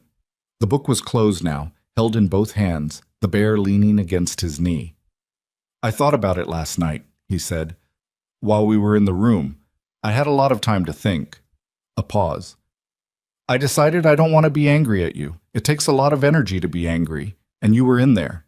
He nodded toward the living room, the front of the house, the general direction of where the 11 minutes had happened. "You were in there while we were in the room. So, Damien said. "So I'm not angry," Lucas said, precise and final, the way he was about everything. "I might be later. Mom says feelings aren't always logical, and sometimes they come after." He considered, "But right now I'm not." Damien put his hands on his knees. He pressed them there. His eyes were doing something he was not going to allow in front of a 6-year-old who had been through enough in the last 12 hours. "Thank you," he said. "Do Do you want eggs now? Lucas asked. Yes, Damien said. I'd like that. Elena was on the porch with the chipped mug when Damien came out after breakfast. The morning had produced actual sun, thin and Pacific Northwest tentative, but present, laying itself across the tops of the Douglas firs and reaching into the farmhouse yard in long, pale panels. She was sitting on the top step, both hands around the mug, looking at the trees. He sat beside her, not close, a reasonable distance, with space between them that acknowledged everything. She didn't say anything for a moment, neither did he. He told me you apologized, she said. I did. What did he say? He said he'd decided not to be angry, that it took too much energy. He paused. He said it very specifically, like he'd worked out a position on it. Something moved across Elena's face, that collision of pride and pain that seemed to be the primary emotional register of parenthood, from what he could observe. He's been doing that since he was 4, she said, working out positions on things. She looked into her mug. He told me once that he'd decided not to be sad about not having a dad. He said some kids don't have dads and they're fine, and it was a waste of his energy to be sad about it. She paused. He was 5. Damien looked at the tree line. Did it work? He asked, not being sad about it. I don't know, Elena said quietly. I think some of it worked and some of it went somewhere else where he put all the things he'd decided not to feel about. She turned her mug in her hands. He's going to need someone to help him with that. As he gets older. Someone who isn't me, because I can't be both things at once. The morning was quiet. Somewhere in the trees a bird was doing something repetitive and cheerful that had no awareness of the context. I meant what I said, Damien told her, about the organization, about dismantling it. She was quiet. I know you have no reason to believe that, he said. I know what I've said before and what it cost. I'm not asking you to believe it because I said it. I'm telling you what's going to happen, and you can judge it when it's done. How long? A year, maybe less. The legitimate holdings are already structured to survive independently. The rest, he stopped, found the honest version. The rest takes time to unwind without leaving gaps that other people will fill with something worse. I'm not going to pretend I can be out of it by next week, but I can be out of it. I know exactly how it's built, and I know exactly how to take it apart, and I'm going to do that. Why now? She said. You had 6 years. I had 6 years of looking for you. He stopped. I didn't have Lucas asking me if it was really finished. I didn't have a reason that was right in front of me. She looked at him then, the long, specific measuring look, taking inventory of what was actually there versus what she hoped was there versus what she'd learned to be careful about. What do you want, Damien? She said. Not from Lucas. I know what you want with Lucas, and I believe you. What do you want from me? He was quiet for a moment. Nothing you don't choose, he said. I don't have a right to want anything from you. I know what I did, and I know what it cost, and I know that sorry is a word and not a reversal. He looked at his hands, the same hands that had, an hour ago, served his son breakfast eggs from a farm refrigerator and watched him arrange his rocks by the window while he ate. I want the chance to be someone different, not for you to pretend I've already become it, just the chance to demonstrate it over time. And whatever you decide that means for us, or whether it means anything for us at all, I'll accept. Elena looked at the trees. She sat with it. He let her sit with it. He had learned, finally, at significant cost, not to fill the silences that deserved to be filled by something other than his voice. There was a woman from Lucas's school, she said finally. Parent volunteer. She asked me once, this was 2 years ago, we were at a school fundraiser. She asked if Lucas's father was in the picture, and I said no. And she said, in that way people have of trying to be kind while being somewhat careless about it. She said, you've done such an incredible job with him. He's so grounded. You must have worked so hard. She paused, and I said thank you and changed the subject. But what I thought was, yes. And also, I am so tired. I am so tired of doing everything alone and being remarkable for it. She was not looking at him. She was still looking at the trees.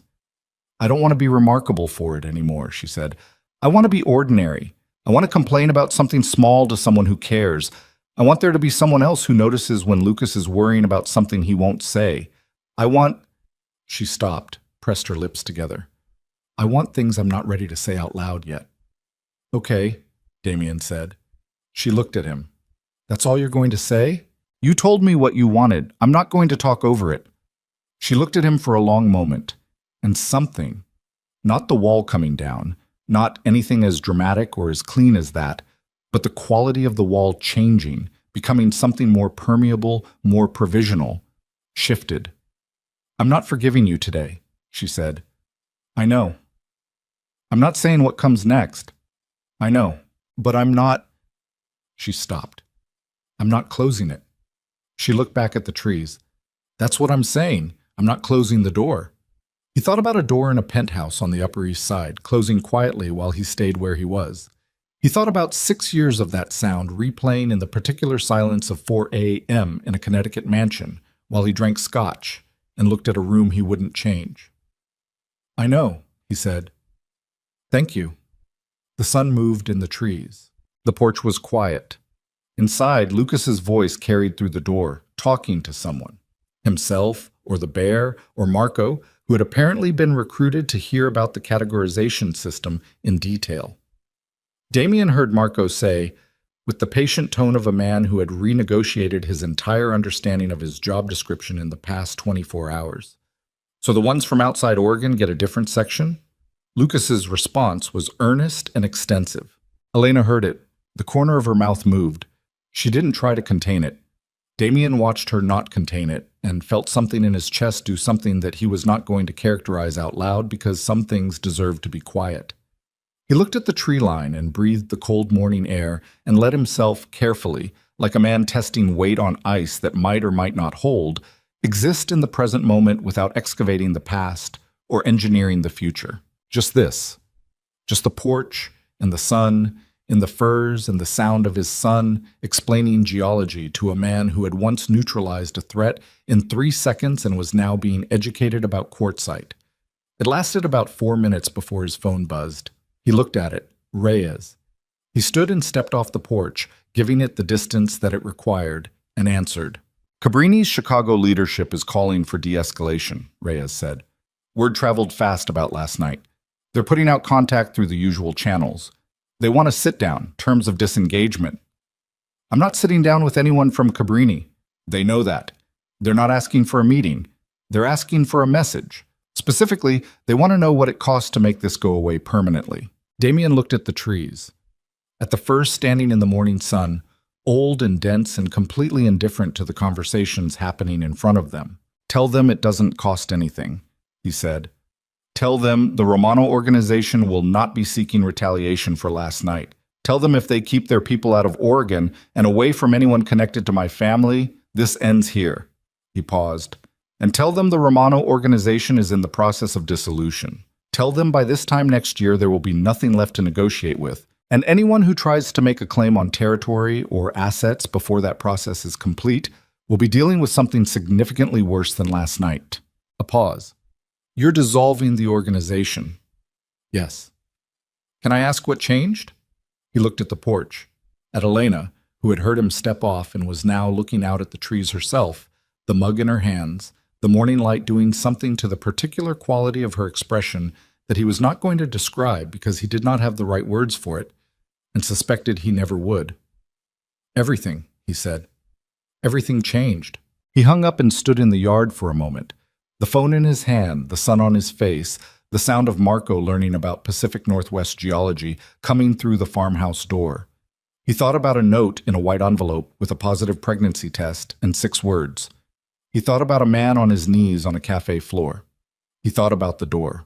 The one that had opened and the one that had closed and the one that was not, as of this morning, fully shut. He put the phone in his pocket and went back to the porch and sat down beside Elena again, and she moved just slightly, just an inch, the smallest voluntary reduction of the distance between them, and did not look at him and did not say anything, and he did not say anything either. They sat in the sun and listened to their son tell Marco that he was wrong about sedimentary rock, actually, and Marco absorbed this correction with the dignity of a man who had decided that this particular conversation was one he was going to lose and had made his peace with it. The morning moved. The sun climbed.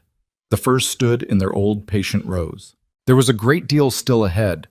The dismantling of 20 years, the legal architecture of dissolution, the meetings and the negotiations and the thousand details of pulling something apart that had been built to be permanent. There were conversations between Damien and Elena that had not yet been had and would not be easy when they were. There was a boy who had put his arms around his father's waist in a farmhouse bedroom and held on without ceremony, who would need over months and years to keep deciding who his father was based on what his father actually did. There was a long road of proving, day by day, with no guarantees and no shortcuts, that the man who had made the worst choice of his life in a penthouse bedroom was capable of being something different. Not absolved. Different. Damien Romano had built an empire on the principle that power was sufficient, that if you accumulated enough of it, controlled enough people and territory and resource, you became untouchable, invulnerable, the kind of man that fear protected. He had been for 20 years the most feared man in 3 states. He had discovered in a cafe in Portland on a rainy Wednesday afternoon that what he had built kept nothing safe that actually mattered, that fear was a wall without a foundation, that the only thing that had ever been worth the cost of all of it was sitting on a porch in the morning sun, not forgiving him yet, and inside explaining rocks to his head of security with the thorough seriousness of a person who found the world genuinely, inexhaustibly interesting. He had not earned this morning. He was going to spend a very long time earning what came after it. The sun moved in the trees. A bird kept doing its cheerful, repetitive thing in the firs, unaware of context, indifferent to history, committed entirely to the present moment. Lucas appeared at the screen door. He looked at his parents sitting on the porch steps with the specific assessing look he brought to everything. "Marco says he needs coffee," Lucas announced. "He says he can't learn any more about rocks without it." "There's a pot on this counter," Elena said. He said, "Could you show him?" He said the last time he made it himself, it was bad. Elena looked at Damien. Something in the look had the fractional almost smile quality she'd been keeping carefully controlled since Portland, and this time she let it be slightly less controlled. She stood and went inside. Lucas remained at the door. He looked at Damien. "Are you coming in?" he asked. Damien looked at the yard one more time, the sun, the trees, the ordinary, extraordinary morning that he had no right to and was going to treat accordingly. "Yeah," he said. "I'm coming in." He stood up, his side pulled. He noted it and set it aside. He went inside. The screen door closed behind him, quietly, the way doors close when there is no longer any reason for drama.